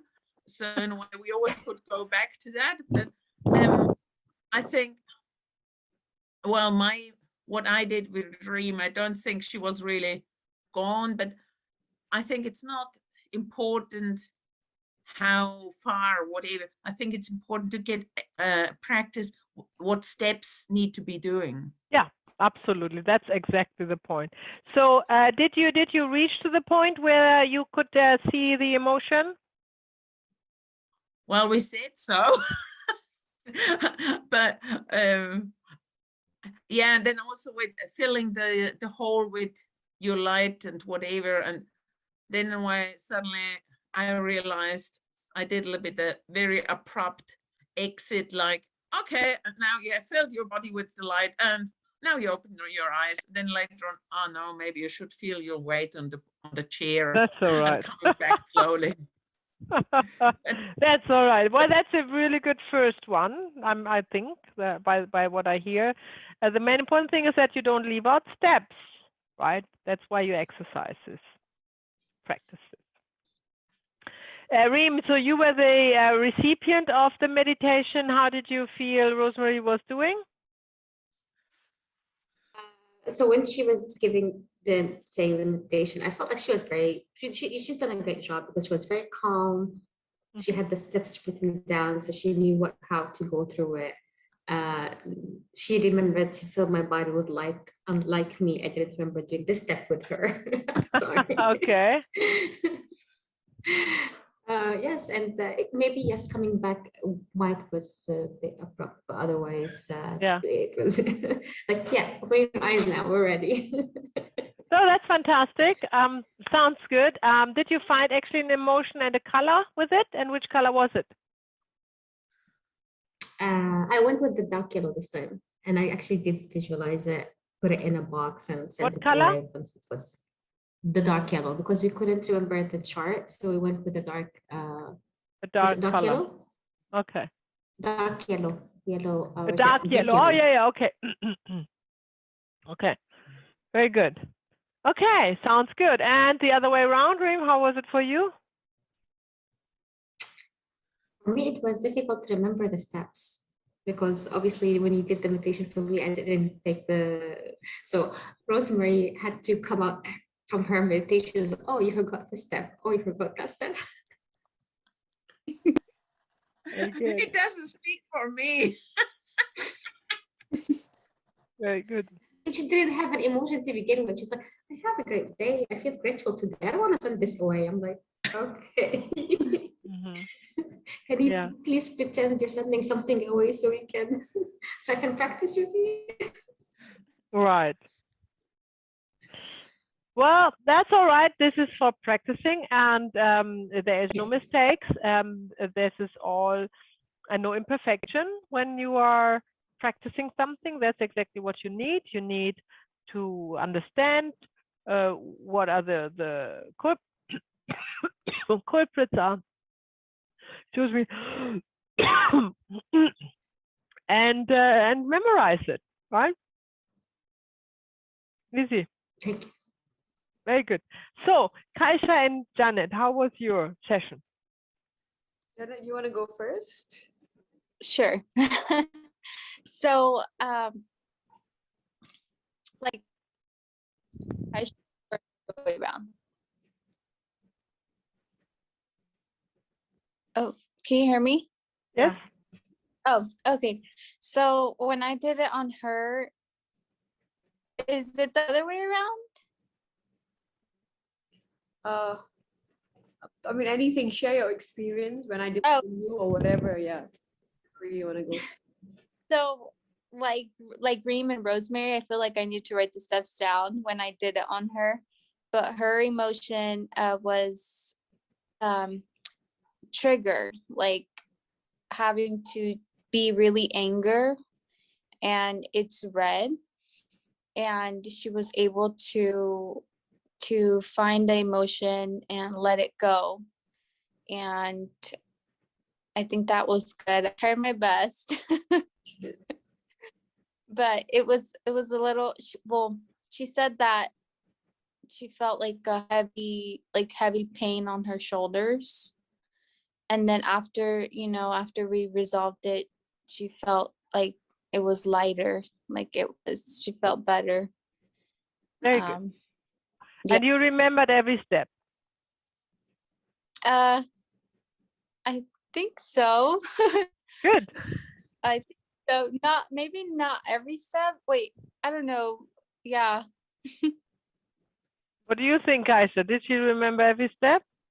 So I went first. So I think I sort of remembered the steps. So what happened with her, with my session with her, was that hers was the fear of dying. So I had the chart with me. So I looked for gray. So I told her, let's imagine gray.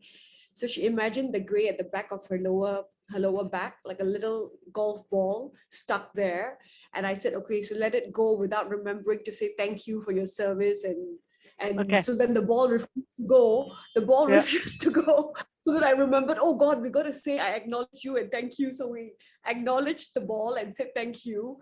And then I told her, why don't you pick it up and let it go? So she picked it up and threw it to the gray space, and then it left. And she felt really much better after that. So I kind of remember that, oh, we have to say thank you. Yeah, So then, that's a good point, eh? but right after she did that, I felt like a queasy feeling in my tummy, like, oh God, has it come to me? Because I just felt I release it and bring it to myself because suddenly my tummy felt queasy and Yeah. and I don't know why. So when she did it on me, I told her that I want to work with the emotion of anger and the color is red, but I saw black and it's true. It's someone I want to avoid. You know, it's maybe anger from that particular person I want to avoid. So the color was black on my shoulder and she kind of helped me carry. It couldn't come off on its own. So she guided me to carry it and put it down and then fill it light. Yeah. So that we managed to sort of do something. Yeah. That's good. But yeah, but I'm still Okay. feeling a bit in my stomach. So I'm not sure if it's the fear of dying that she has. Okay, Can we so actually that's a good point, and I want to dwell on that just briefly, Kaiser, and for everyone. No, you're not catching this emotion, but it will trigger your own fear. Oh, okay. You know, Okay, it's no a wonder. trigger. It's a Okay. trigger. And remember, it's not coincident with whom you're working about, what it is. It will. So this is why it is your chance to release everything that is triggered. So in your work, you can be more pure. So there are less and less triggers when you work with other people until there are none, right? And that's kind of the personal development. That's the shedding of all of this. And as I said yesterday, you can do this exercise with yourself all the time. You can do this visualization with yourself. You're practicing the steps. Secondly, you can release all of this, so it's not triggered when you work with clients or with friends and family, yeah? And you can, and you feel a great improvement in your daily life as well. And start with a recent emotions that you have caught, and then go back. That will come, and then go just back. Make it a daily thing. Do like 3 emotions before you go to bed, or something like that, or in the morning, or whatever you prefer. Yeah, very good. So, which is also very important and very interesting to see how you did it, is that you can see for yourself that it is probably not a good idea to ask for the color at the beginning, because it is better to let the client choose the color. Yeah, because it's changing, obviously. Yeah, and then you don't necessarily need the color chart neither. You don't need to decide the color. The client can see. They see it. So you know, like in Rim's example, we went from dark yellow to light or red, and in your example, Kaisha, you went from red to black. Yeah, and this is typical. This is what happens. So you know, you can actually basically skip the first step and think about the color and just let the emotion arise, and then visualize spontaneously a color. And then you can kind of, from the color that you're visualizing, you can kind of draw a conclusion backwards to what the quality of this emotion is. Right? Okay, very good. So we have our break, and then we have an hour left, or just under an hour for the second part, which will be fine. I see you back in 10. Yeah? Take a refreshment, and I will put the time on as well. Here we go. Let's go to our next topic.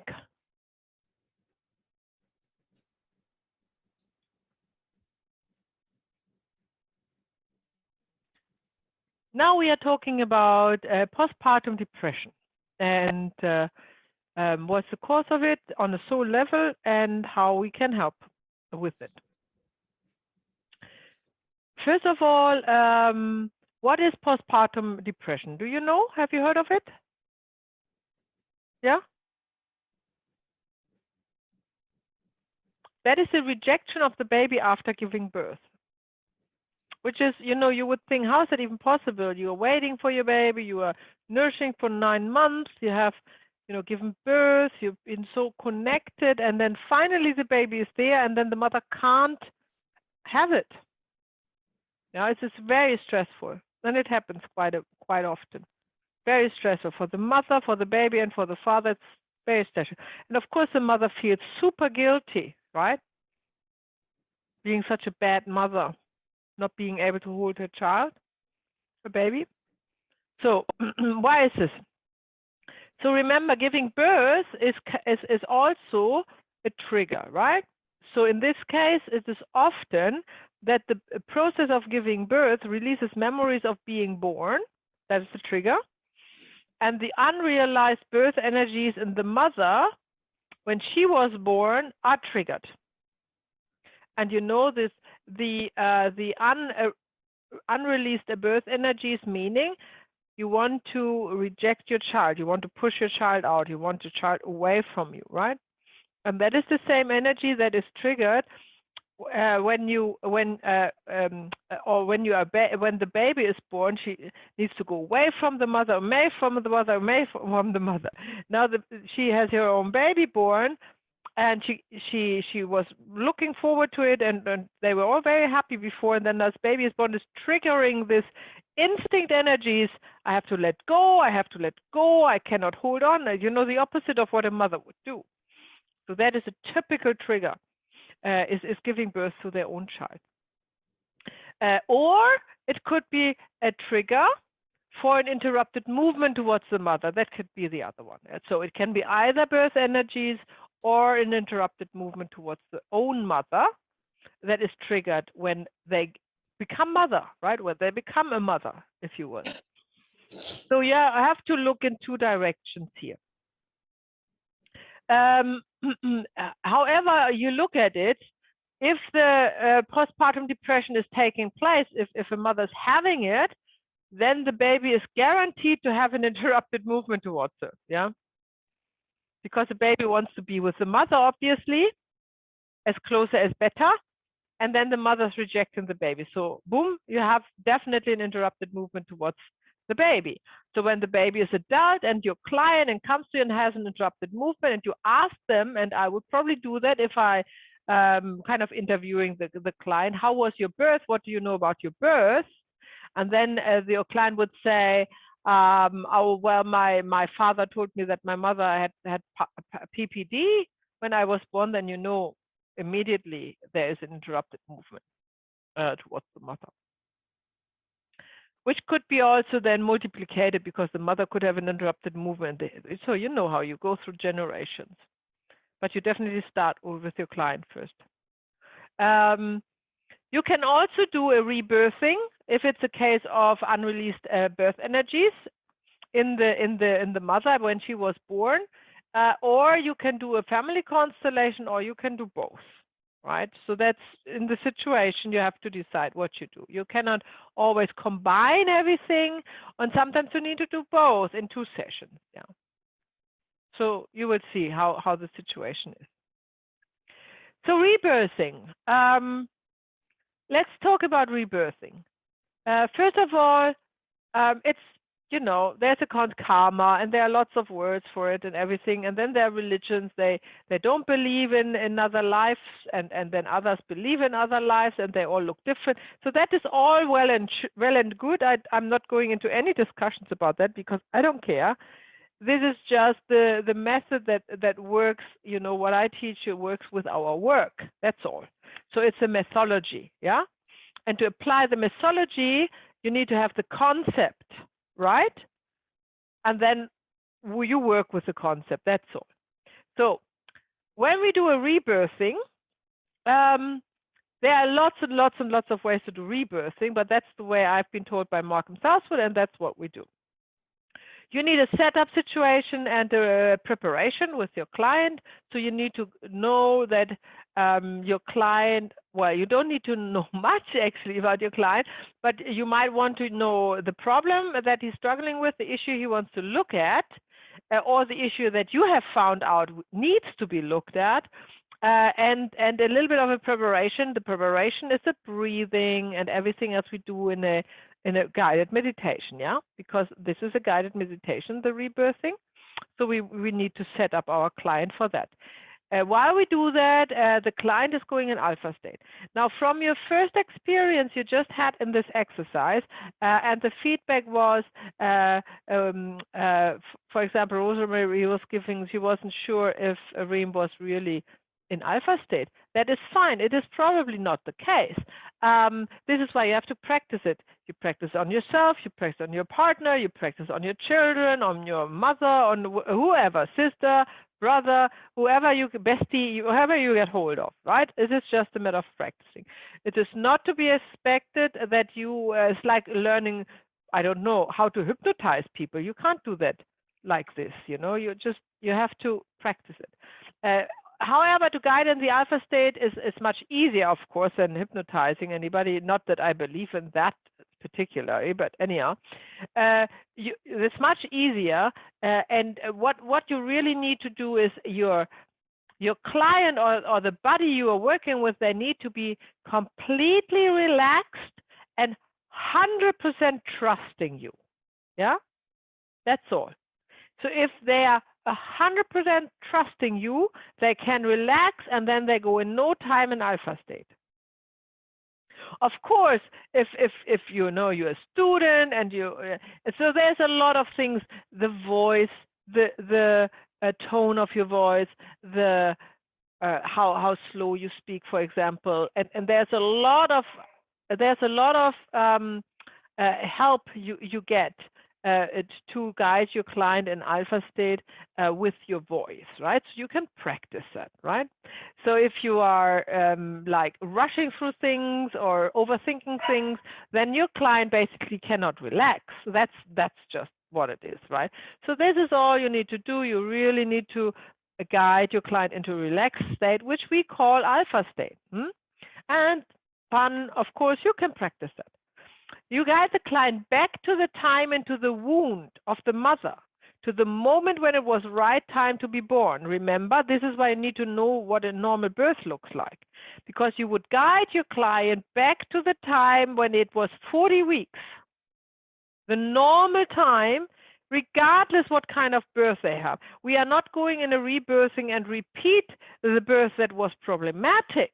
We are going into rebirthing to now allow the client to be reborn again in a normal birth, through the birth canal, with all the birth energies being developed and used up, and to have the contact to the mother, and to have the colostrum, and to heal any kind of interrupted movements that may have occurred during the birth process, right? This is what we do. We are not looking at the failed birth. We are looking at how it's supposed to be, the normal birth.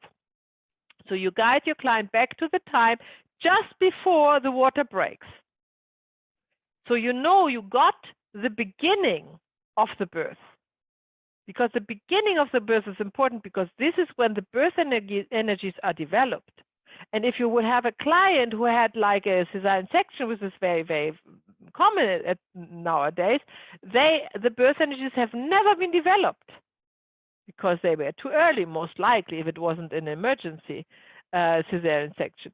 So you have to go back to the time when it is all new, forget what it was, it's all visualization, when the baby was ready to be born naturally, without inducing, without anything, right? Which is most likely 40 weeks. It could be different, but it doesn't matter. You just say, go back to the time. Now you're back to the time where you are ready to be born.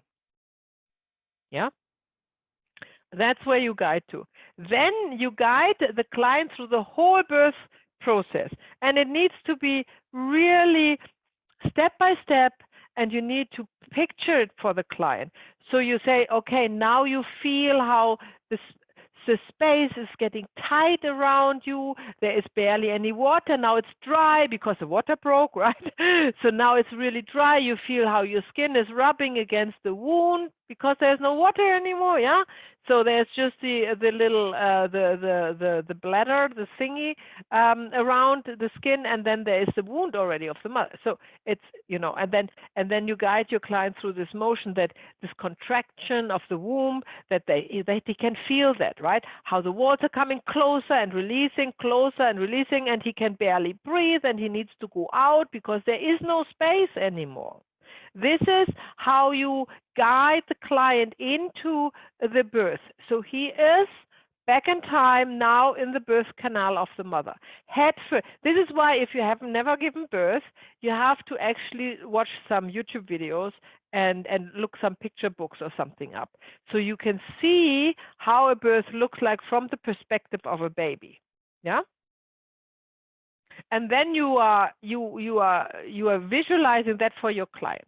And then the client will go with you. And now there's two different stories.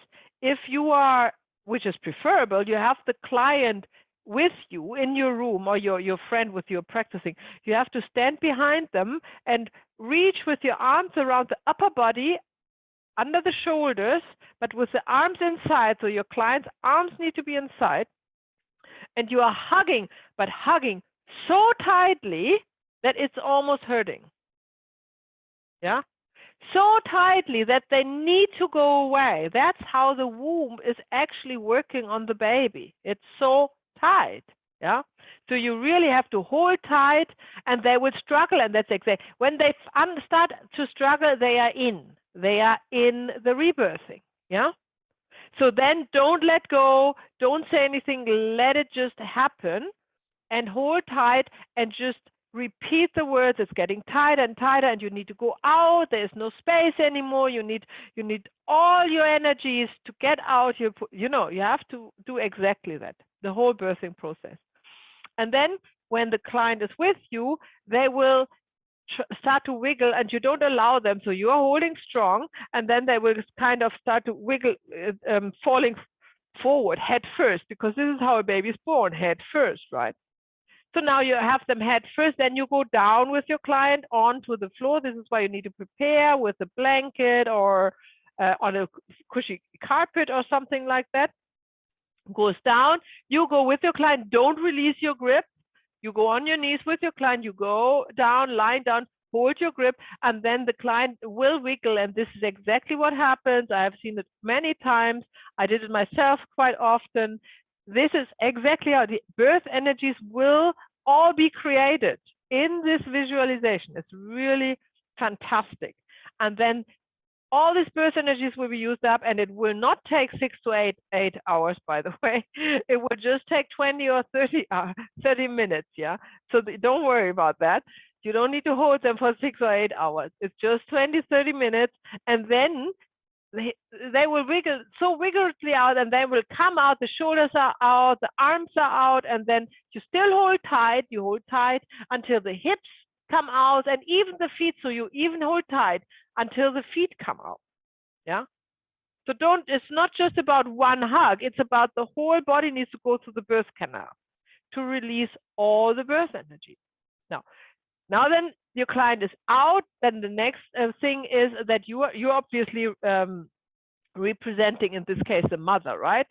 So that's what Bert Helling always said, and he did that as well. He did this kind of rebirthing as well, and he said half of the time or something like that, I'm ending up representing the mother in the family constellation workshop, because this is what happens. This is just you as a mother and the client representing themselves when they were a child. So, and then the client is out, and then you have an extra blanket there, and then you hold the client tight, head in your lap, and a blanket on top so they keep warm. Yeah. And then you say exactly what the mother would say. What a good baby. What a beautiful baby. Now you have done it. You did so well. You did so well. That's very important. You did so well. It's over. Everything went well. Everything went well. This is very important that he knows that subconsciously, that now the birth went well, right? So we are, as always, when we go in regressions, we are overwriting from the subconscious stored wrong information, or the information that something is wrong, with the information that everything is good. Yeah. So then the subconscious can release this trauma, because everything is good, nothing there to protect. Everything is good, can all be released. Yeah. So this is important that we don't forget that you're representing the mother. The mother would say these words to the baby. All is good, my little girl, my little boy, whoever that is. I'm so glad to see you. You are healthy. I'm healthy.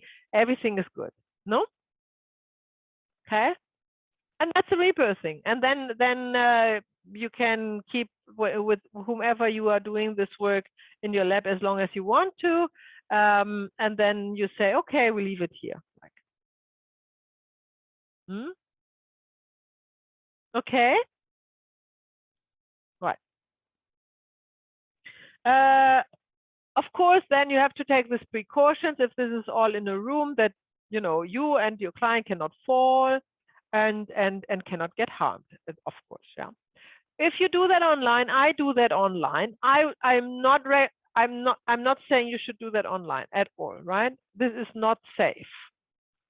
You need to be very experienced with the actual rebirthing progress to do that online, right? So you have to do like 50 yourself first in person before you have the full oversight, because the person can get hurt in their room. You can't help them, right? They can fall off the chair and they can do all sorts of things, and you don't know. So that's not safe to do that online. This is really for practice in the room. Yeah. Help the client to release birth energy through screaming, crying, breathing, coughing, or any other means. So when they start to heavy breathe during this rebirthing process, encourage them, say, you're a good girl, you're a good boy, continue to do that, don't hold anything back, and if sometimes they cough, and say, that's a good boy, that's a good girl, put it all out, let it all out, because this birth energies need to be released, right? And that's just a sign that the birth energies want to be released. So you have to encourage that. So these are all the sentences that are really important to support the rebirthing process. Let the client also hold a big cushion to hug. No, if for example, if you don't feel like you want to hold your client all the time, you can replace your lap with a big cushion pillow. So that's another. And then we have the closing, which can be really, really quick. Once a client is completely relaxed and there's no coughing or pressing or heavy breathing or crying or anything going on, and it's really quiet and tired, then you can close it. Yeah, that's the time to close. Of course, it's probably a little bit short to say we leave it here, because they're probably still in alpha state. So you would say, okay, now you feel the heaviness of your body on the floor, blah, blah, blah, right? So you would kind of probably elaborate on that a little bit longer. Good. So any questions what the rebirthing process is before we move on? Yes, Kaisha. So let's say, Maya, if you work with me, would it just release the unused birth energies in me, and would it like make any changes in my daughter, or would it just affect me? Like if you work with, let's say, the parent, like I'm the mom, I want to work on my birthing process. Yeah. Would it make any changes to my kid's life? Because or do you have to work with them separately? I would say, Kaisha, it would affect them as well. It will? Okay. Yeah, I'm pretty positive that it would. Yeah.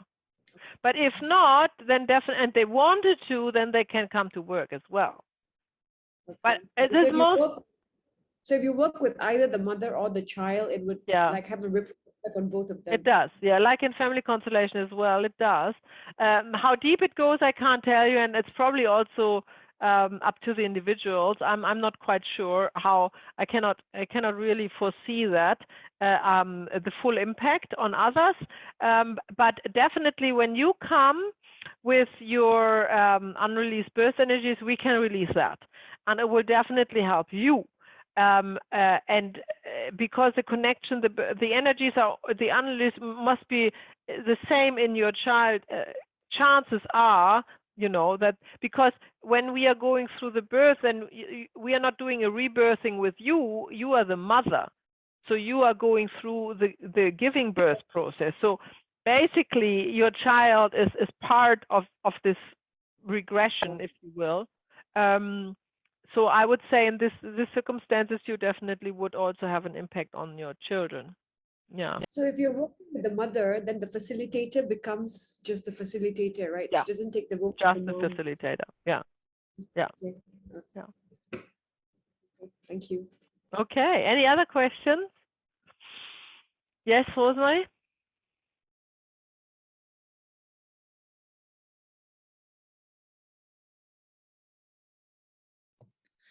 Just doing it online, you just would talk them through. Yeah. Yeah. Yeah. Just Okay. talk them through. Mhm. Yeah. Thank you. All good? Great. Okay, let's move on to interrupted movement towards the mother. We talked about that a lot, and you have seen it a lot in the constellations. You have had your own, you have seen it in the workshops. So, of course, we're all familiar. But now I would like you to introduce you to the details of it and the step-by-step work, how we do it. And also at the end, I have a video from a workshop where this is how we work with interrupted movement towards the mother to the letter. So this is really educational, and we don't need to demonstrate it. So we watch the video together, yeah? So first of all, what is it?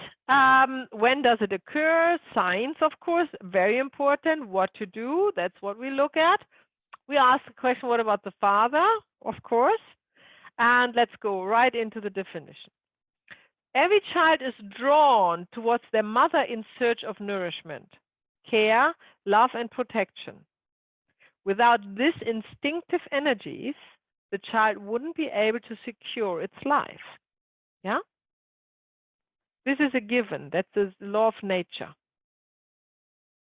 And this drawn towards the mother starts with going out of the birth canal, looking for the nipple of the mother, looking for the first nourishment. And it will last for quite some time, 7, 8, 9 years maybe. It doesn't stop just with the first sip of colostrum. This urge to go towards the mother for nourishment, care, love, and protection is instinctively, as long as a child cannot secure its life for its own. Yeah? And nobody can replace that. Not the father, not a substitute mother, not a nanny, not a daycare. Nobody can replace the mother. Yeah? Not an adoptive mother. Nobody can replace it.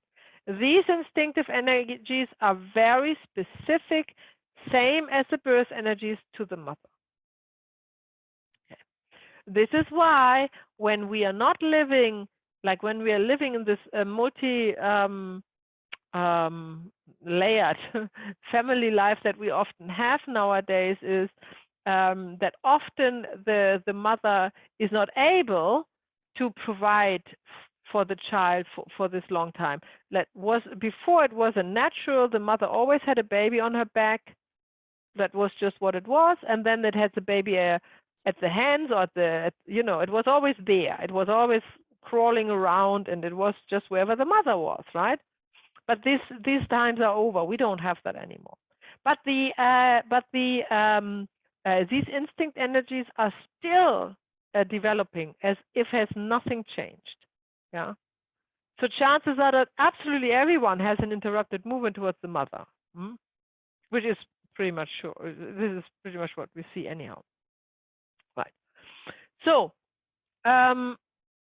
if the child is separated from its mother within the crucial first years of its life, and this is where you see it most commonly, it happens during, right after, or within the first 2 years of the birth. But it can also happen later, up to 7 or 9 years. But most often it happens in the first 2 years. This is causing, because obviously the dependency of the baby is the greatest in the first 2 years from the mother, right? So if this is happening, for whatever reason, it is created an abrupt halt of this movement. If you look like a train who's running, and everything is good, and this engine is steaming, and everything is good, and then all of a sudden there's a rock on the track, and it kind of has to stop abruptly. Yeah, this is kind of the picture that I want you to visualize when you think about interrupted movement towards the mother. This is how the baby feels. It is a shock. It's a trauma. Yeah, it's a great trauma, and of course there is a fear of dying, right? If it cannot go towards the mother who is guaranteeing nourishment, care, love, and protection, then the baby thinks it needs to die. It doesn't matter if there's a nanny with the bottle. That is okay. I mean, you know, it will not die, but it is a perceived dying, because the subconscious does not know the difference between a real threat and a perceived threat. So then this movement towards the mother comes to an abrupt halt. So what does it do in the psyche of the child?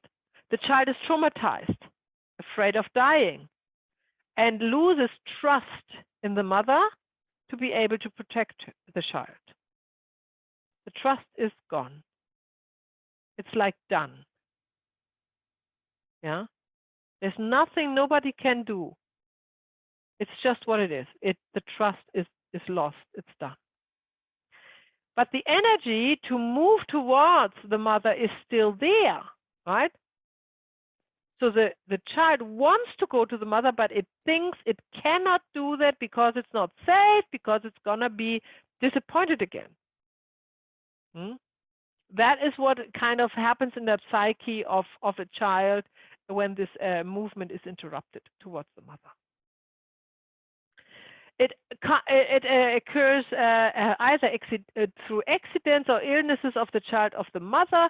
So let's say that the mother has a really hard time to deliver the baby and needs to stay in hospital, and some very unsensible persons take the child away and try to raise it with a bottle for the first week or something like that. Yeah, that's an interrupted movement. Of course, the room is there. Or the other way around, the child fell sick within the first year after giving birth, and the mother has to hospitalize the child. And nowadays, normally the mother can be with the child, but it wasn't in former days at all. Or the mother needs to work or whatever, and they think, well, the child is well looked after in the hospital. There's not a problem, but of course the mother is not there. So boom, got an interrupted movement. Yeah, because the child can't go to the mother when it felt it's needed. So that are the, of course, a heavy interrupted movement towards the mother is when the mother dies during giving birth. Yeah, of course, that's the most traumatic event. The mother sometimes leaves the family and leaves the children behind. Is also then not able to come to the mother. The mother is going for work for weeks, so the child cannot, like, you know, go to the mother, reach out to the mother when it's needed. That it's not necessarily an interrupted movement just because the mother works. If it's a regular rhythm and the child knows it, and you know, that's a bit different. But if the mother has tripped abroad and is away for a week or two, that's definitely causing an interrupted movement towards the mother. Or the mother has PPD, right? She's not available emotionally for the child and can't hold the child for a few weeks until her depression is medicated or goes away or whatnot magically. So that's also causing interrupted movement towards the mother. What else do we have here? So it happens to young children who cannot express themselves and are helpless. So most of all these interrupted movements happen to approximately, let's say, 4 years, when they start to express themselves a little bit better. But hence, I have seen interrupted movements that were later than that as well. So that can all happen. And then we talked about PPD. So I just want to talk you through what interrupted movement not is, because I don't want you to mix it up when you hear the story of your client or the friend you are working with. The interrupted movement is not when the child is complaining about what the mother did or not did, yeah? That it wasn't enough there and it wasn't good enough or anything like this. This complaining itself is not an interrupted movement as such. You can see the interrupted movement only in a family constellation. Yeah, you cannot diagnose an interrupted movement just by let the client talk. Yeah, because they are in their they have stories in their mind. They have just stories in their mind, and that's not necessarily the same as a soul movement. Yeah. So what are the signs of interrupted movement? Hyperactive children, they cannot get the energy from their mother due to an interrupted movement. So this ADHL, is that the right? ADHL children? ADHD. ADHD Yeah. ADHD? or ADD, yeah. Yeah. Okay, so ADHD is a typical sign for an massive interrupted movement towards the mother. The disregard of the mother, the rejection of the mother, right, is a typical sign of especially in adults. Like if they say, "No, I don't want to see my mother. I don't have any connection to my mother." That's a sign of an interrupted movement. Talking negatively about the mother can be a sign, but it can be also just a random complaining. So that's not the only. If that's the only thing, then it's probably not. So there must be more than that. But here we go. That sounds like a dichotomy, but it's not. They don't want the mother. They have resentments against the mother, but they can't let go of the mother neither. Because this interrupted movement, the movement is still there, right? The movement towards the mother is interrupted. It's not eliminated. So it's interrupted. So that means the movement is still there. That means that there is still an urge to go towards the mother, which makes then also the adult a little bit depending on the mother. So they most likely have no fulfilled partnerships, you know, because they still want to go to their mother. It's not fulfilled yet, the movement towards the mother. So there is no room for a partner, really. Yeah. And these are the signs for an interrupted movement. In a family constellation, of course, it is obvious. Like these were just the signs when you talk to somebody. But if you actually constellate the client and the mother, then you see this is very obvious when there is an interrupted movement, because the child cannot go towards the mother, but it wants the mother to come towards them. There you see the rejection of the mother. I don't trust you. I'm not going there. But still, this desire to be with the mother, to get from the mother what they need is but I want the mother to come to me. Yeah. And in a family constellation, of course, we don't do that because it wouldn't help. It wouldn't help. So the representative of the mother has at all costs to stay where she is. That's important. And often you have representatives, they say, "Oh, I love my child. I want to run to my child." And say, "No, you stay here. You don't move." Yeah. That is the work. The child has to, it's like releasing the unused birth energies. It has to go this way towards the mother to hear the interruption. Yeah. To end up to be with the mother. That's very important. Otherwise, it doesn't work. It's a waste of time.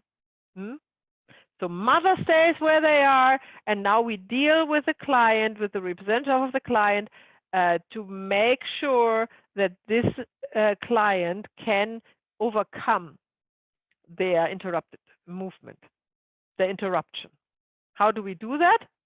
Another signs are anger towards the mother, of course. So you see the representative of the client, and then you see the mother, and then you see, "Oh, I'm angry at her," like anger. Because anger is also has two sides, right? Anger is rejecting somebody, but also feeling strongly connection, because otherwise you wouldn't be angry. No? So that's another sign. And as I said, normally a good sign is also they can't stay in relationships because they haven't cleared their relationship with their mother yet. They haven't gotten the nourishment. They haven't gotten the nourishment that they need to sustain their own life and the life of a partner. So what to do? That's now we're coming into the how to. In family constellation workshops, first of all, mother and child represented, of course, by others. Actually, the client can represent it as always, him or herself, right? That's just not. But then you have a representative for the mother. They're facing each other, right? That's important. So then the child who's rejecting to go to the mother, but the mother is not coming neither. So this is kind of a stuck situation. Now, what are we doing with the child? And you have seen that all and all over again. The child, if the child cannot say please to the mother, we try that first, right? Can you say please? Then most often they can't because they have this trust, lost in trust. So then you want to make the child smaller. So the child goes on the knees or even on the belly, lying down, as small as possible, right? And then they can say please. I have never seen anybody who cannot say please when they are so small. And then once the first please has been said, the second, the third, then normally they are able to go closer to the representative of the mother. And they should stay small. You don't allow them to get up and run to the mother. They should stay small. And it should be a long process. It's good. It's like with birth energies. They have to work themselves up, yeah, to do that. So don't make it too easy. And then once they are with the mother's never moving. Once they are with the mother, they hug the legs of the mother. If you just say, now give your mother a hug, then they kind of have to get up. Maybe they are towering over the representative of the mother, and they are out of this perception of being small, right? So it's important that they hug the legs of the mother. Like a baby can only hug the legs of the mother, right? If she's standing, of course. And then you allow, through the breath, to let the love flow from the heart of the mother, which is open, to the heart of the baby, which is now open to receive. It's all about receiving. The interrupted movement towards the mother is not about the mother, it's about the child. The child is refusing to receive what is there. So the love of the mother, there's no lack in love. That's not the case. If there would be a lack in love, then the mother would herself has an interrupted movement. Then, of course, you have to go through the generations. But if the mother wants to give the love, then the love is there. She cannot hold it back. It's just that the child is not receiving it because it has closed his heart, right? Through this whatever event that happened there. And of course, you have seen it, and you will see it a lot in all the workshops. That is always the same. And there is no need to be creative. You can stick to this protocol for your whole life, and it works every single time. And it doesn't get boring because it is a great relief for the client to go through this. Yeah. So when you do that remotely, one-on-one, you can do that. It would be a regression to childhood, basically, right? So you would allow your client to become the child, to go back to childhood when the interrupted movement was. And then the client face as a little girl or boy face the mother and says, please. And then the whole thing in form of visualization starts again, right? The interrupted movement towards the mother. The movement comes to the completion where it was interrupted, and instead of hugging the legs of the mother, they hug a pillow, yeah, which is representing the legs of the mother. When you work with figurines, like I also do, then you do the same. You are using small figurines to make the client smaller. Yeah, and when they are able to move towards the mother figurine, then you allow the client to hug a pillow to release all of these traumatic energies and breathe in the love of the mother, the nourishment and the care. Now let's talk about what can go wrong, or sorry, what can be unexpected. So what is when the mother cannot face or look at the child? Then the mother has an interrupted movement herself. In this case, you're not starting with the youngest generation. In this case, you find the oldest generation that is still intact, where the mother has love for the child. That's where you have to go. And then this child has an interrupted movement towards the mother. And that is where you start with the same procedure. And if it's in the generation 7, then you have 7 times the same procedure until you end up with your client. And that's okay, and that's how it goes. Yeah? Yeah? So we always choose, in these cases, a representative for the mother, and then of the mother, and the mother of the mother, until one of these mothers is looking at the child with love. That's it. Yeah? And then we start backwards from there towards the current generation. What else can happen? If it doesn't work, so if for some reason you don't find the mother that is loving and this doesn't work, then you can look for an entanglement in the family of the mother, yeah, who has an interrupted movement, because then the client doesn't have an interrupted movement, but he is entangled with somebody who has an interrupted movement, yeah, which is rare, but it can happen. So always do first the generational healing with interrupted movements, and if it either not occurs or if it's not helping in any way, shape, or form, then you can look for an entanglement.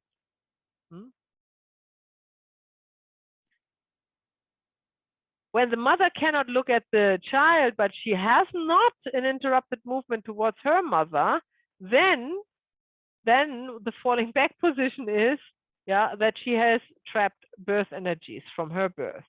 So yeah, then you can help her to release these birth energies, as we have talked about before in the family constellation. What else can happen? If the child is not willing to move towards the mother, lying on the belly, saying please or not saying please, and it cannot move towards the mother, fine. That's the end of the constellation.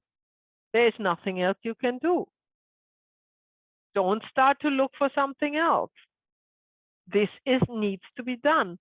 And the first step is done with the child lying on the floor in front of the mother. Yeah, that is already the first step to healing.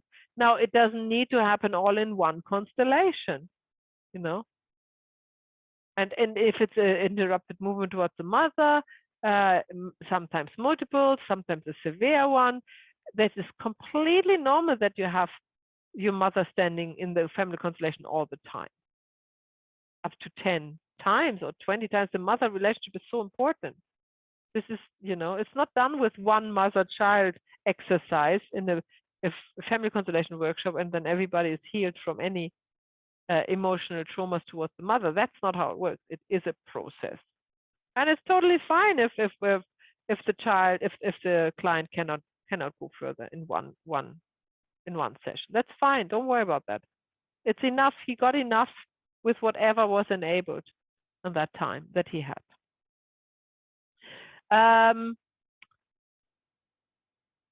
What else? Yeah, you can also ask if you don't want to give up. Ask the client to repeat, to say, please, mom, please, I need you. Please, I need your nourishment. Please, please, please. As more they say it, as more their heart softens. That is normally the case. Yeah. You can also suggest a rebirthing. Yeah. Because maybe the client has not an interrupted movement, but too much trapped birth energies, if nothing else works. Yeah. If the child is a boy, it might be entangled with the father who is angry towards his wife. Yeah. So the anger towards the mother can be an entanglement of the client towards the father. Yeah. Then we have a rather me than you. Rather, I'm angry at my mother than you. This is a classic entanglement. So that's the other option. That is not an interrupted movement, it's an entanglement. And if you find nothing and nothing was, then you just break up, don't worry about that. It's not enabled, it's just not gonna happen, right? You don't need to provide a result. That's not your job. Yeah, always remember that. Okay, let's talk about the father. Same procedure. Yes, there is interrupted movement towards the father. They are not so severe because the father is normally not perceived as a life giver. But if the child is older and is more towards more unsecure and needs more like the protection and the stability a father typically is offering, like, and then in the moment where the child needs it the most, typically more like in a 3, 4, 5-year-old child, and then the father is not there, then there can be an interrupted movement towards the father as well. Same procedure, please dad, not please mom, please dad. And instead of saying, please give me your nourishment, you would say, please give me your protection and your safety and your security and things like that. So a little bit more tailored towards what the father provides. Happens less often, but nevertheless it happens. But it is less often because children can survive without the father, but not without the mother. Perceived, right? Perceived. So also remember, no instinctive energies towards the father, right? Only towards the mother. So there cannot be a mix-up with that at all. The only thing that can be that there's an entanglement with the mother who is angry at the father. And then the child would be angry at the father without an interrupted movement, right? That's the same situation here. Okay, now we have this workshop. Let me see. Can you hear that? You can't hear anything? Okay. Let me see how we do that. Can you see them moving? Can you see the video at all? And you cannot hear them? Okay.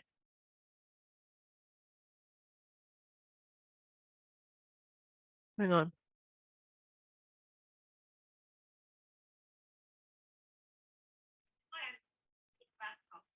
Can you hear them? So that's a child. I think I heard something. Yeah. Can you hear them? No, it's more like background noise. Why not? Or too far. Yeah. Yeah, it sounds far away. Too far. Like as if you're playing it from like a mic speaker. Okay, what we do is I put that in the video recording, the video. So then you can see it. Yeah? Because we really don't need to watch it together. You can see it, and then there's a typical constellation with a multiple interrupted movement of mothers, and it's quasi self-explanatory. So I put it in the video recording, and then I make sure you can hear it. Yeah?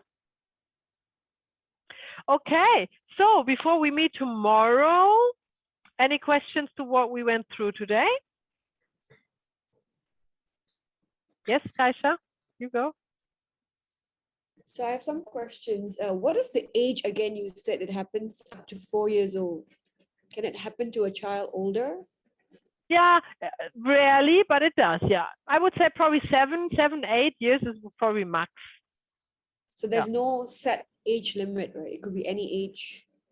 Yeah, but it's definitely not when they become teenagers. Okay, okay. And then what about surrogacy? What about if it's a surrogate mother? It happens. It's only the birth mother. Only the birth mother. So when so it happens when if you're a surrogate, then the child could also feel that with the birth mother, right? Oh, a surrogate. Oh, that's a good question. When the egg is from another woman. Yeah. I don't know, but I would expect it is with that the bound is with a surrogate mother, because that's where the birth energies are. Yeah, exactly. Okay. Yeah, yeah, that's a good question. I've never had a surrogate mother in my workshop so far. That would be really interesting to see. Right. I'll ask Okay. that. Anybody else? You can also ask me tomorrow before we start, of course. Doesn't need to be now. You can think about it. Have a rest. You're coming, Rosemary, tomorrow, right? Awesome. Very good. Yes, you have a question? Maybe it doesn't belong here, but what about something different? Organ transplant. How does Oh, that affect? that doesn't Is- belong here. That's a long story. But it influences the family. It does. Yeah, yeah. constellation. It does. Yeah, yeah. Yeah, Yeah, yeah. yeah. Now, this is just what I want to know. We talk another it's- other time about it, I'm sure. Yeah, but it's not without. Not today. Okay, I leave it here. You need your rest, and I see you in 21 hours. See ya. Bye. Bye. See you tomorrow. Bye. Bye.